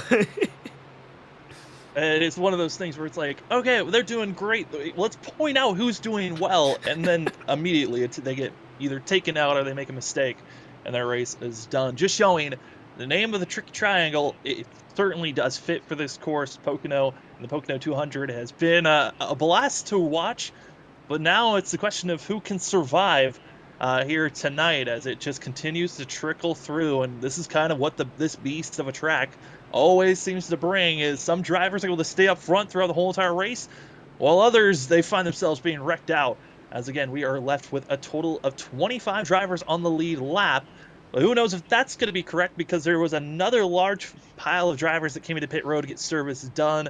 That of Tyler Fody, Harrison Talon, Nadel, Smith, Goodman, and as well as Jeff Green all came in to get repairs done for themselves. And then you've got Dustin Dewar going to be the first car 1 lap down, and then a couple of other drivers multiple laps down after that. Yep, so that leaves just 19 cars on the lead lap here. Cody Harrington, the last car in P19. I mean, all of these drivers have had pretty crazy days when you look at it. It's pretty much once you get past, I think, the top 5 or 6, where you start seeing just about every car has some kind of damage or some battle scars on it. As we're just flipping through here of all of these cars, and pretty much all of them you can see side scrapes on them. Maybe on the far side they have some issues. But yeah, it has not been a clean race for most of these drivers here. And for those who have generally clean cars, well, they're basically running inside that top 6. I would say those top 6 cars are the ones that don't have any damage to them. The rest of these drivers are fending off for I think the rest of those spots here. Yeah, I mean, Matthew Weeks has been up front doing his best. Vincent Isabella found a little moment through the grass. Tate Lytle's just been carving his way through the field, started all the way back in 38th position to start this race, now up to 3rd, up 35 positions. Chad Thornquist qualified just outside the top 10, going to be in 4th. And Giant Thomas, again, one of those drivers that has done a great job moving forward. And then you've got Joshua Clark, Andrew Rucker, Chad Frankenfield, David Tooker, and that of Daniel Martinez in the 33. That is top 10. Getting ready to go green as they're side by side going through turn 1. Yes, they are. They're getting ready to roll here. Finally, with 5 laps, so we'll tick over 4 laps to go. Would once again would love to see this go all the way back to the checkered flag here without seeing one of those green-white checkered situations. But it's been aggressive. It's been that's kind of been the story all day long. Is guys, I think track position has been important. On these restarts here, and of course now at this late stage in the race, you're going to see guys even more aggressive than they've run before. We've probably run a large majority of this race here under caution conditions, so hoping that at least maybe some attention to just keeping your car on the racetrack here, trying to avoid more incident here to end this one. But we could see this go to not just 1, but maybe even all 3 green-white checker scenarios. To end this here. Yeah, I don't think any of us would be surprised with either scenario of us able to stay green or not. But with every restart, it just, that the anticipation of every restart, trying to make these big moves to gain every position, just ramps up with every caution. And now, going to be 4 laps to go when we go green. This is it. This is the time to try to make your big move to see if you can crack the top 10, crack the top 5, and for some, even get their best finish running in the top 15. Absolutely. Lights out on the pace car. Going to dive off onto pit road. And here we go. Matthew Weeks, once again, an early start. And he's going to lead this field back to green. Great restart from teammate Tate Lytle. And they're going to clear that 12 car of Vincent Isabella. That's crucial for this restart. They really cleared. They really caught that 12 car off guard. And that gives them a pretty good spot here. The question is, though, what happens behind them? Johnny Thomas taps the apron. He's going to go sideways through the corner. Are they going to be patient enough to work through it? They are. 3 wide down the back straightaway. Well, it's going to be Chad Frankenfield in that whole entire outside lane. I'm concerned with that 3rd groove going through turns 2 has been the most dangerous spot where you get extremely loose and almost feels undrivable. It's going to be Martinez watching out, but they're going to squeeze out of the corner and somehow hold on. Wow, incredible driving by these guys. They're still 3 wide here, as now they're going to go 3 wide with Chad Frankenfield sideways through. Is he going to get straightened in turn 3? He is. Pointed in the right direction. Chad Frankenfield's going to lose a lot of positions, but great job saving that car and keeping it pointed in the right direction. 3 laps to go here. Matthew Weeks, a good lead out front ahead of Tate Lytle, and now Vincent Isabella looking to the inside of Tate Lytle, but not quite going to get there. Meanwhile, for 4th position, it's Andrew Rucker and Joshua Clark making their moves on Chad Thornquist. And there they go. They're wrecking it at turn number 1. They were 3 wide, knew it wasn't going to last. And another yellow that puts us now into overtime with 3 laps to go. Here we go, Rich. And another major calamity for drivers further back. Kozak, also Brett Jones involved in this one. Hard hit there for both of them. I also saw that of Crump still running involved. Just a lot of drivers frustrated after this incident. So it was Crump and Hossack came together there, and Brent Jones kind of got caught up in that incident. So unfortunate there for Jones, but between Hossack and Crump, that was an interesting crash there, and hate to say it, but somehow through the last end of that, let's see what happens here to the 60 car. Oh no. Oh no, you expect everyone to hold the brake and just not able to, and Ugh. Chapman had to go up into the wall. There's it wouldn't be an incident here at Pocono if a Sky Motorsports car wasn't involved. We can say that at this point, I think, because I think they've all been involved in one. I'm already in the doghouse with that team. They've already blown up my messages. They're mad. Oh, it was nice having you in the booth this season, Sam. It was a great one race. I had an opening. It would be a blast to come commentate with you guys. I think a lot of teams are going to be like, well, we thought it was Rich that was the bad luck. No, stand in the booth. It gets even worse. To be fair, it could still be me, though. I think it got worse once they separated me and David Westergreen, because the two of us, we were brutal, I think, on any driver team. I think if we called out your name, you were guaranteed driver to be crashed out in that race. Yeah, that was one of the craziest, because it was honestly, you guys would just be like, we watch someone, you guys would be calling the leaders and be like, hey, let's check out what's going on in 5th place. Caution would happen there. It was one of the most bizarre moments with you guys together. But we are into overtime, and like you said, Rich, it is 3 attempts if needed. We're on our first one, and the drivers are getting ready to stack up. Yes, they are here. So hopefully, I think it's going to be, 3 laps to go. They should lights be out on the pace car this time by. No concerns about fuel. Of course, maybe a little bit of tire wear, though the tires should be relatively fresh, I think, for it not to be an issue on this restart. And for this one, I mean, guys are going to go for it. It's this is your last opportunity as lights stay on the pace car. So we're actually going to run another lap here under caution conditions, which is unfortunate to see there. No cars coming down pit road though, which not surprising, but upsetting that the pace car then doesn't turn the lights off. We don't have anyone pitting in here.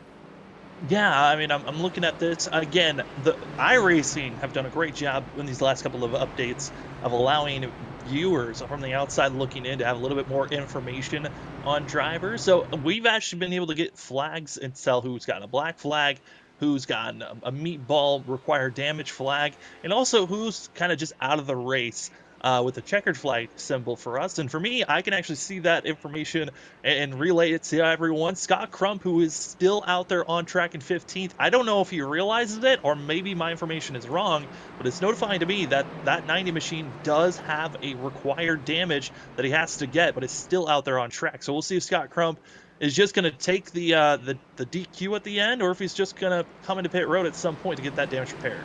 Will it DQ him if he doesn't repair it? If he crosses the line without coming in, if he's in pit road and wherever he's at that point, he'll be all right. But if he continues to run with the required flag out there and crosses the line at the finish line, he will be DQ'd and put to the end of the line.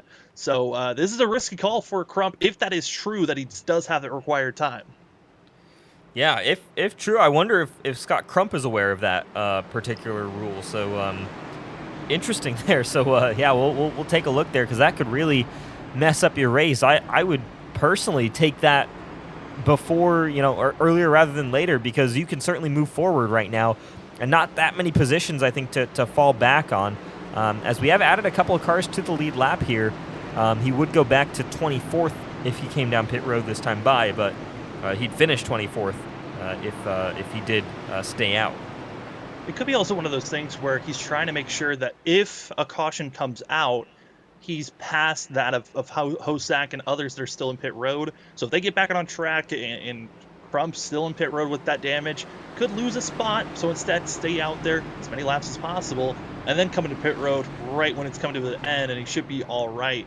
But that's if the information I'm being told. Again, this is new flags and information that we're being given as viewers. So we'll see if the information is right. As it's been kind of funky every once in a while, but it should be. We'll see if Scott Crump wants to come to pit road. But for the drivers up front, they're stacked up. We're going this time by on our first attempt, as I believe that was Josh gonna be Robin. Josh Robin.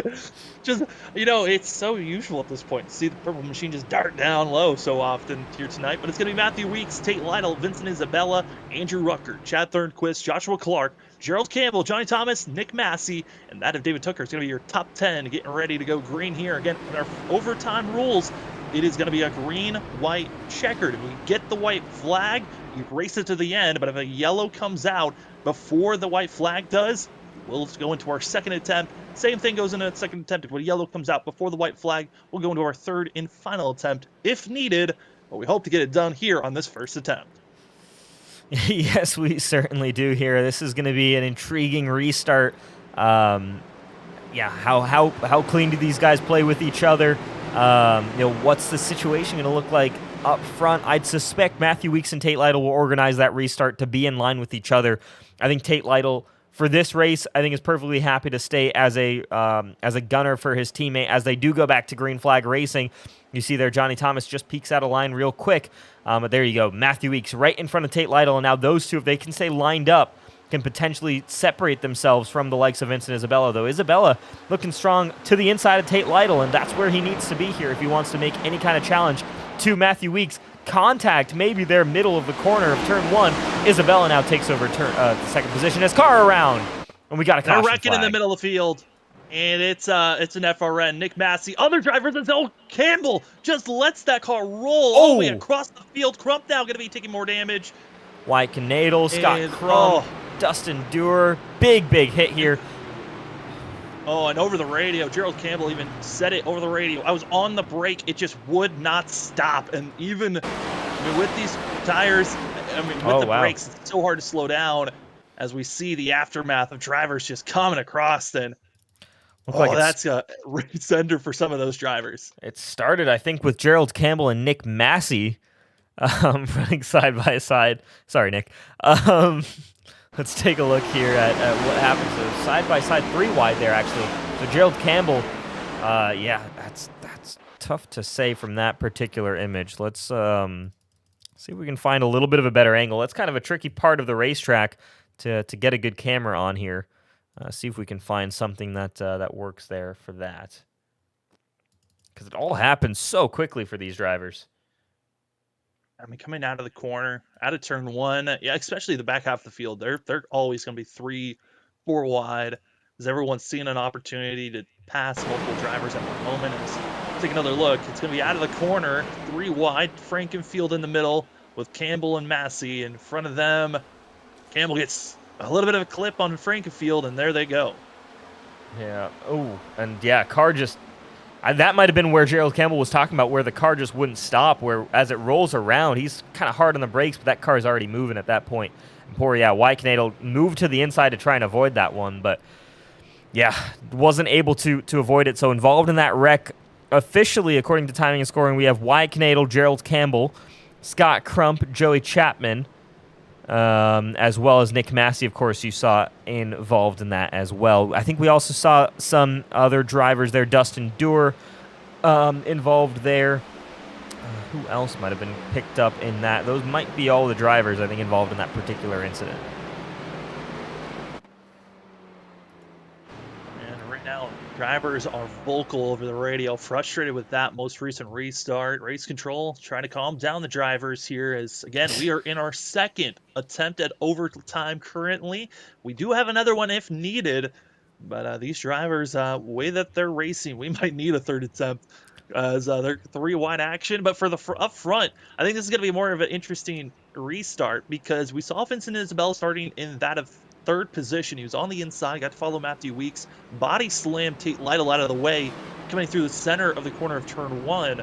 Now Isabella most likely going to be on the outside, and Weeks and Lytle can time this restart. They can count down and get moving at the same time, and I could be blocking the 12 from making any type of passes, especially going into turn number 1. Yeah, they just need to work closely with each other to time that well, but I wonder if Vincent Isabella at all has any communication with Chad Thornquist there, because that would be great to have. I mean, you've got a Chevy and a Chevy, not on the same team, but potentially some communication there, because they've got to really compete with that restart. They need Vincent Isabella needs a strong push from Thornquist there to try and at least compete with Matthew Weeks, because right now Weeks already was a strong car, but now with a teammate pushing him into turn 1, it's going to be hard to compete with that. Yeah, there's only been only like 2 or 3 drivers really that have shown Weeks pressure. You had Fody at one moment, those putting on pressure. You had Colin Bowden also there. Tate Lytle's just been close. I don't think he's really forcing the issue to try to make a pass, and now Vincent Isabella going to have an opportunity to try to make a pass here, as multiple drivers still in pit road getting service done. Stuck in pit road, still that of Jeff Green, Nick Massey, Dewar, Brent Jones, and Dallas Myhan just getting out of pit road is that of the 26. But Scott Crump going to be one of the most recent drivers to be calling it a night, as we're going to be seeing the lights to come off this go-around, and then we'll have another. It's going to take us about a little bit under 2 minutes before we go green once again. Yes, it is there. Long pace laps around here at Pocono, unfortunately. But yeah, and then we've unfortunately had to run quite a few pace laps here. It's not been the cleanest of races. One of those things that you kind of expect.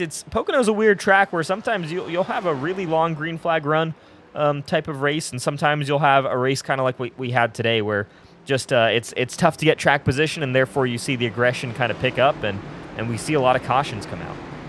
Yeah, I mean, when you get those long green flag runs, it's a lot more of the fields getting spread out in surviving the first couple of laps, and then you get all into a long green flag run like we saw here today that put us into a spot where we had 20 laps to go, and when each caution that comes out, drivers just feel like they need to make bigger and bolder moves, which could put the cars that are already on edge spinning out or making another driver spin out, and it's just chaos for the majority of the field here tonight. But we'll see how they're going to be surviving here. Again, this is attempt number 2 of 3. If needed, we can go to our third attempt, but that's if a yellow comes out under this first lap before we get the white flag with 1 to go. And if we get that 1 to go, the gloves are off. It doesn't matter what flag is going to be coming out next. It's all about getting to the line, getting the checkers, because no yellow will be thrown, but that's if we get the white flag. Otherwise, Rich, it's going to be all about turns 1 and 2 on if we're going to be seeing a yellow. Yeah, it's all about those 2 corners, isn't it? I mean, we've seen incidents all over the racetrack today, but turn 1 especially, these guys need to just be a little bit calmer, I think, through turn 1. Take advantage of maybe people getting bad runs, off the exit. But right now, it's been way too aggressive on turn entry. Guys have been just overdriving it a little bit. We'll see, though, how it works this time. By second green-white checker attempt, Matthew Weeks starts the field, gets them back to the green flag. Support from Tate Lytle behind, but not quite the separation they were hoping for. That outside lane, though, is packed up well. Though great coverage there from Pro Edge Racing. They do cover off that top line. So let's see, can Vincent Isabella get there? Not quite on the exit here of turn number 1. And does the rest of the field file through as well? No. Oh, no. There goes Josh Robin once again to the inside. Hard contact. We stay green. They're still pointing in the right direction. And up front, it's going to be our top 3. It's going to be Matthew Weeks, Tate Lytle, and Vincent Isabella going to be backing off, which is going to be Thornquist has to back off as well. And now they're going to be side by side, and there goes Rucker to the inside. So Andrew Rucker now into 6th position with Johnny Thomas. Meanwhile, up front, Tate Lytle defending as well as he can for his teammate Matthew Weeks, because coming out of turn number 3, just a few more yards to make it. They're going to cross that line, and we will be going to the next flag ending this race. Will it be the checkered flag? Will it be the caution to bring this race to a halt? Matthew Weeks leads the field into turn number 1, just like he's done so many times so far this race. Great defensive driving from teammate Tate Lytle behind him, and Vincent Isabella doing whatever he can right now. Maybe he can snatch P2 if at all possible, down this back straightaway. Meanwhile, we've got craziness going on here for 4th spot. It's Chad Thornquist. David Tooker back in this after he went 2 laps down early in this race. He's back in this event as Thornquist, loose off of 2, hits the wall. That's going to check these guys up. Meanwhile, up front, it is Matthew Weeks, well separated from Tate Lytle. Through turn number 3, a little bit high. Lytle, is he going to go for it on his teammate? No, he's not. It is going to be, though, Matthew Weeks across the line to win the Pocono 200. Tate Lytle brings it home for P2. And look at that, side by side between Thornquist and David Tooker for P4. David Tooker just grabs it there. So 3 Pro Edge Racing Toyotas inside the top 4. Chad Thornquist rounds out that top 5. Vincent Isabella, P3 finish in that 12 car. Yeah, I mean, congratulations on that type of a move late there by Tucker to try to make the pass on that of Thornquist. But really what solidified the win here for Matthew Weeks was the exit of turn 1. Tate Lytle getting into the wall, slowing down Vincent Isabella, and that just let Matthew Weeks just pull away and have a big enough gap where Tate Lytle didn't have a chance in turn 2. That was a complete just catch-up moment. And then out of turn 3, Tate Lytle didn't have enough momentum, was only able to bump draft. And it was the 11 of Matthew Weeks getting the win. I see everyone giving the congratulations to the 11 of Matthew Weeks with a great rebound after last week at Daytona. And now feeling the relief of knowing that he is locked into the playoffs. Absolutely, that's a huge part of it. And Matthew, we always talk about when it comes to these larger racetracks, he loves the high-speed type tracks and feels like he performs his best there. And we've seen that time and time again. Not only did he grab this win at Pocono, but next week at Michigan, another one. He loves the 2-mile tracks especially. Look out for this 11 car. Could he go back-to-back potentially here, just with how great that 11 car performs? This is the ideal start to the season in terms of track selection for Matthew Weeks, and getting the job done. Race 2 of the 2022 A season is the way to get it done. That 11 car looking great, and he's going to celebrate here with donuts right there at the start-finish line here at Pocono. Yeah, I mean, next week, I think a lot of drivers are going to be seeing how can I rebound after today. I mean, we only had 22 drivers finishing out this race. I think the number I'm going to have to go ask and figure out is how many incident points did Josh Robin have here tonight? Somehow the Magnet was able to still stay on the lead lap and finish in 22nd position, but the rest of the field out here, this is Matthew Weeks. What a run for himself. Yeah, incredible job there for Matthew, and we'll bring in drivers now. We're just going to wait for them to show up here for interviews, but while we're waiting there, we'll run you guys through the final results of this Pocono 200. And see if we can get those to pop up here on your screen. There they are. Matthew Weeks, Tate Lytle leading the way for Pro Edge Racing. Vincent Isabella, great effort there for Lake Norman Motorsports in that 12 car. Was strong late on restarts, but it's tough when you're facing teammates there. David Tooker, what a comeback for that 19 car. We saw him with that minute-long pit stop, I think it was. Took him a lap down in those cautions, brought him back onto lead lap, fought his way forward, P4 finish. Really impressive job there, and same for Chad Thornquist, who was kind of up inside that battle for the top 5 for the win, even for a large majority of that race. Just lost a couple of spots right at the end there to finish P5. And Johnny Thomas, who we didn't talk about a ton tonight, but really worked his way forward towards the end of that race and cemented his position there with a P6. Andrew Rucker as well, another one of those drivers who kind of had a comeback drive. Same with Chad Frankenfield.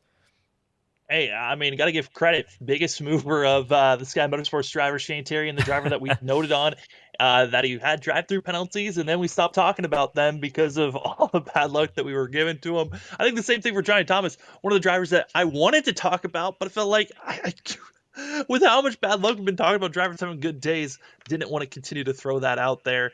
But then also Daniel Martinez, who was involved in another wreck, 11. 12th goes to that of Cody Harrington, Tyler Fody in 13th, Harrison Talon in 14th, and also the 43 of Craig FRT going to be finishing out 15th with Jeff Green, Nick Massey, Michael Goodman, and finishing out your top 20 going to be that of Brent Jones and Hunter Smith. Great top 20 there. Great runs by a lot of these drivers, but let's bring in the man who really dominated today from start to finish, got the pole, led the most laps.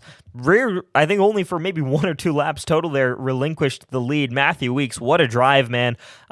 Just talk us through today, and obviously a lot of cautions makes it maybe a little bit nerve-wracking on those restarts, but you had total control of this field today, even on those few green flag runs that we got. How'd the car feel, and what about Pocono and this package worked so well for you? The car was weird. I mean, sometimes it would drive good, and then all of a sudden it just, like in the tunnel turn or 3, you'll lose the rear end. It's weird today that you actually have to drive the car now. It was like I'm sweating because how much I had to drive. It's crazy how different it is from last year or last season. Yeah, I mean, Matthew, what a run it was here tonight. I mean, we saw that you had Tate Lytle behind you and trying to pressure, but who was really the driver that you felt like was pressuring the most? We saw Vincent Isabella almost have a chance to battle with you, but how nice was it knowing that you had a teammate behind?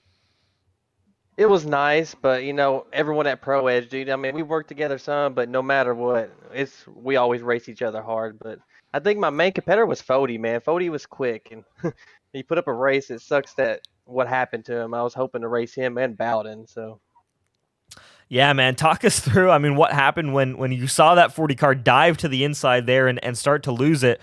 Did any you like flash before your eyes right there, potentially race being over, or did you feel you could easily kind of avoid that?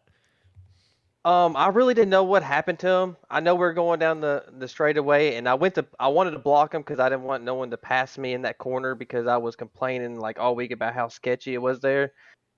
And then he was just coming too fast, so I let him have it, and I lifted early, and at the same time I went to cut him over, cross over, and I got loose like him. Man, I thought I was gonna wreck, and then I heard tires squealing in my rear, and the next thing you know, I look in my mirror and he was wrecking. I mean, it was just crazy. I thought we were both gonna wreck.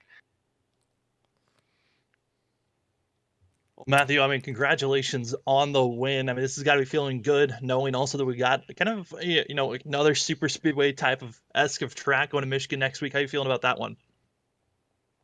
I'm excited because that was like my first cup win was there. It's one of my favorite tracks to drive, always have for years. I love it. I can't wait to do it again. Yeah, man, always looking out for you at Michigan. That's a great combination yourself and those 2 mile tracks especially. But we want to give you a chance to make some shout outs on the air, and I've been seeing it make the rounds. But you, I believe, are the first elite driver to have some merch and some products that have your name on them. Is that right? Yeah, man. 213simware.com, man. You guys check it out. I have some of mine. I have a buddy of mine, Garrison's on there. We have other drivers coming in, dude. It's a great thing.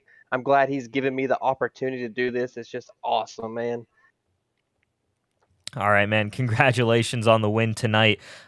Incredible drive, dominated from start to finish, and yeah, I think for the rest of the league, look out because next week could be even worse in terms of the way you're driving there. So great job, Matthew Weeks, and congratulations on the win.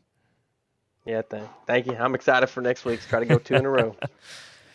All right, race winner there, Matthew Weeks. Great job by him, and we'll bring in the guy who looked like was really playing the best defensive game he could there in terms of supporting teammate Matthew Weeks. Tate Lytle, P2 at the end of the day, worked her way up the order after either poor qualifying or not making qualifying there, and once you were kind of inside that top three, really didn't relinquish any of those positions. Fought hard with Tyler Fody, and then when it came down to Matthew Weeks, trying to fend off Vincent Isabella for that win, you were right there in that 56 car to kind of protect that 11 there. Yeah, I was. It's hard. I was obviously playing the team game there for a majority of the race, and I wanted to make a move for the win, and I kind of ruined my chance off of one on the white flag lap. I got in the fence a little bit, but I just wanted to make sure that I didn't make any moves that would, allow someone else to win. Zeus had kind of been the top guy, and I was just, riding in second. And it was a fun race once we had green flag runs, but it's tough coming to Pocono knowing that you're going to spend most of the race under caution. So I'm sure it wasn't any more fun spending the race under caution for you guys as it was for us. But I don't know if I could have really done anything much different on that last lap. Even if I don't get in the fence off of one, it's still probably a Hail Mary in three. So I don't know. Second place is probably about as good as we could have done without a green flag run to really give us a chance to set up a pass. But yeah, just got to thank you guys for sticking through that caution fest. And days gone by, Brent Wentz has a really good business. Days gone by, Vintage Racing Apparel. Check him out on Twitter or Instagram. He's got an Etsy link in both descriptions. And he's got a lot of cool vintage racing apparel. I know I've spent a bunch of money. I'm sure you guys have at least looked at it here and there. I know guys like Dale Jr. and Ryan Blaney give him business there. So go check that out. And yeah, I don't know, man. JD Designs for the good-looking car, and yeah, I mean second place Pocono disappointed, so can't be too upset with that. Yeah, I mean, Tate, we still have a lot of racing throughout this season. Michigan's the next track. How are you feeling about that course?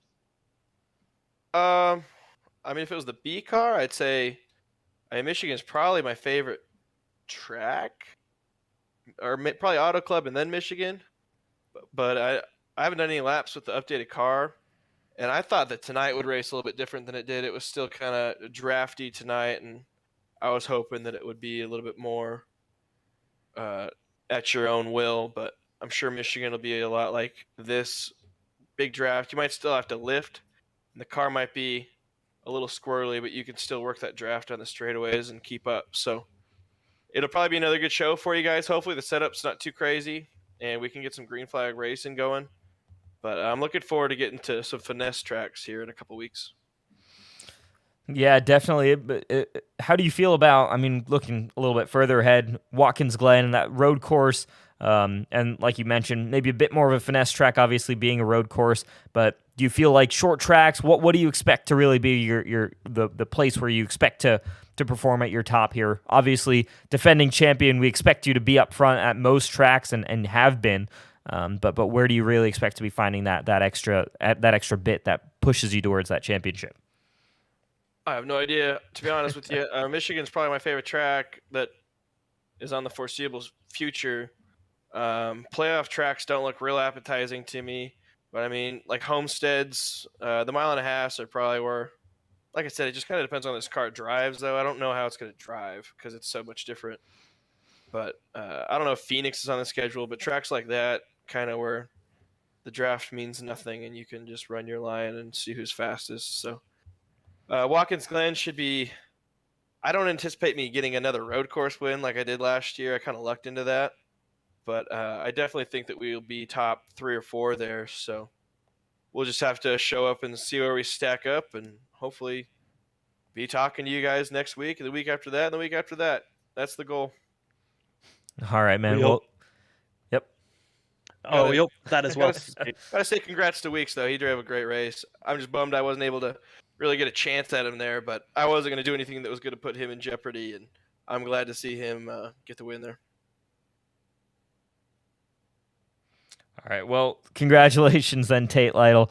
P2, still a great result, man. Obviously recovering from some of the misfortune of Daytona, but long season ahead, and obviously a lot of great opportunity there. P2 still a great result. So congratulations there. Thanks, guys.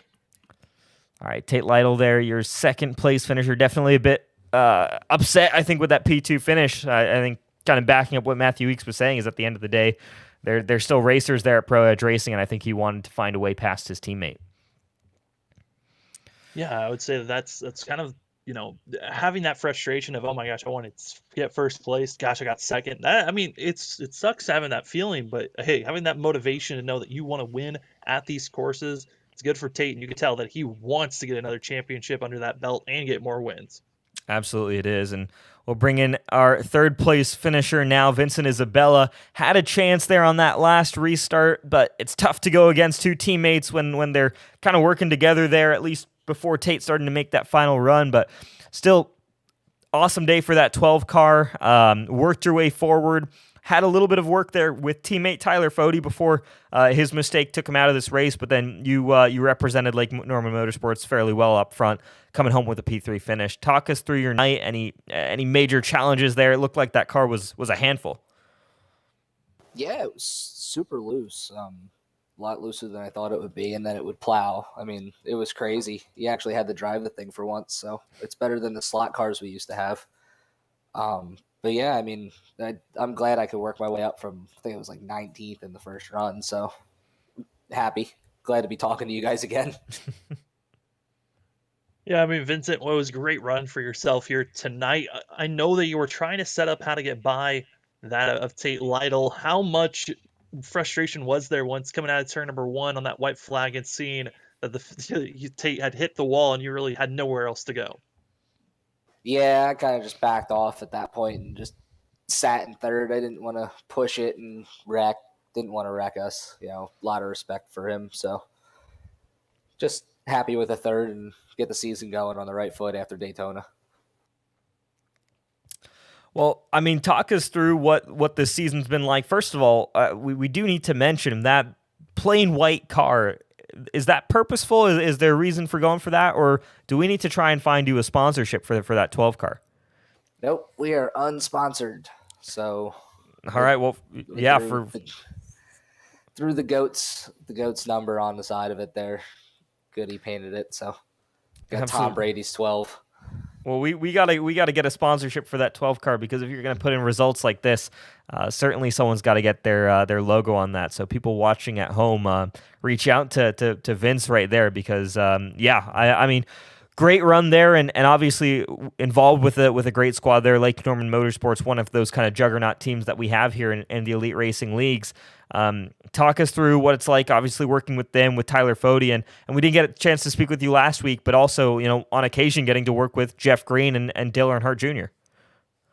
Yeah, actually, Jeff hasn't been really working with us this year. He is a do-good boy. But it's just me and Fody, and then when Junior comes in, he'll run with us. And actually, we had Adam Benefield tonight, was one of our teammates tonight. He is the crew chief for Michael Conti in the Coke Series, so he helps us a lot too. So it's definitely been a learning process with this new car. Absolutely. I mean, got to give big credit, Vincent. Good finish for yourself, and the floor is yours for any shout-outs. Yeah, shout out to Tate and Matthew. Definitely a great run for them. Just can't compete with two teammates like that. And Fody definitely helps a lot. So shout out to all the Lake Norman boys. And you guys in the booth. I'm sure I'm going to watch this back and be pleasantly surprised again, as always. Well, appreciate that, man, and congratulations again on P3 there. Great run at the end, and picking up a podium finish here at Pocono. Yep, thanks, guys.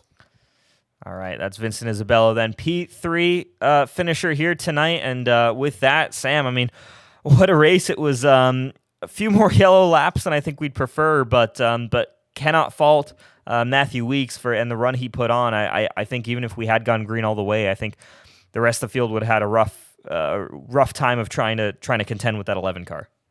Yeah, I mean, our top three, I think all of them are excited. You can see even the top 10 excited to rewatch this broadcast and see how they got to where they are. And there's a lot of other drivers, though, that could not finish the race, that are going to be kind of upset on the commentator's curse striking once again here tonight. But overall, Matthew Weeks, like you said, top of the class here, qualified, got the pole, and then won, went coast to coast. Very similar to the last time that we ran here at Pocono, where RC Anderson did the same thing for the 2021 A season. But this go around, it was Matthew Weeks going to coast here for the 2022 A season. Absolutely. So congratulations again, Matthew. Congratulations to our top three finishers, Tate Lytle and Vincent Isabella as well. And with that, that's it here from the Elite Racing Network. It's been an absolute pleasure to bring you guys all the action from the JoinAPS Cup Series here at Pocono for the Pocono 200. Once again, thanks to C2 Freight Resources, Blue Egg Marketing, and Powerhouse Recycling, our fabulous premier sponsors here at the Elite Racing Leagues. And with that being said, I've been Rishav Khosla. I'm joined by Sam Dyer, and thank you all for tuning in. We will see you next week.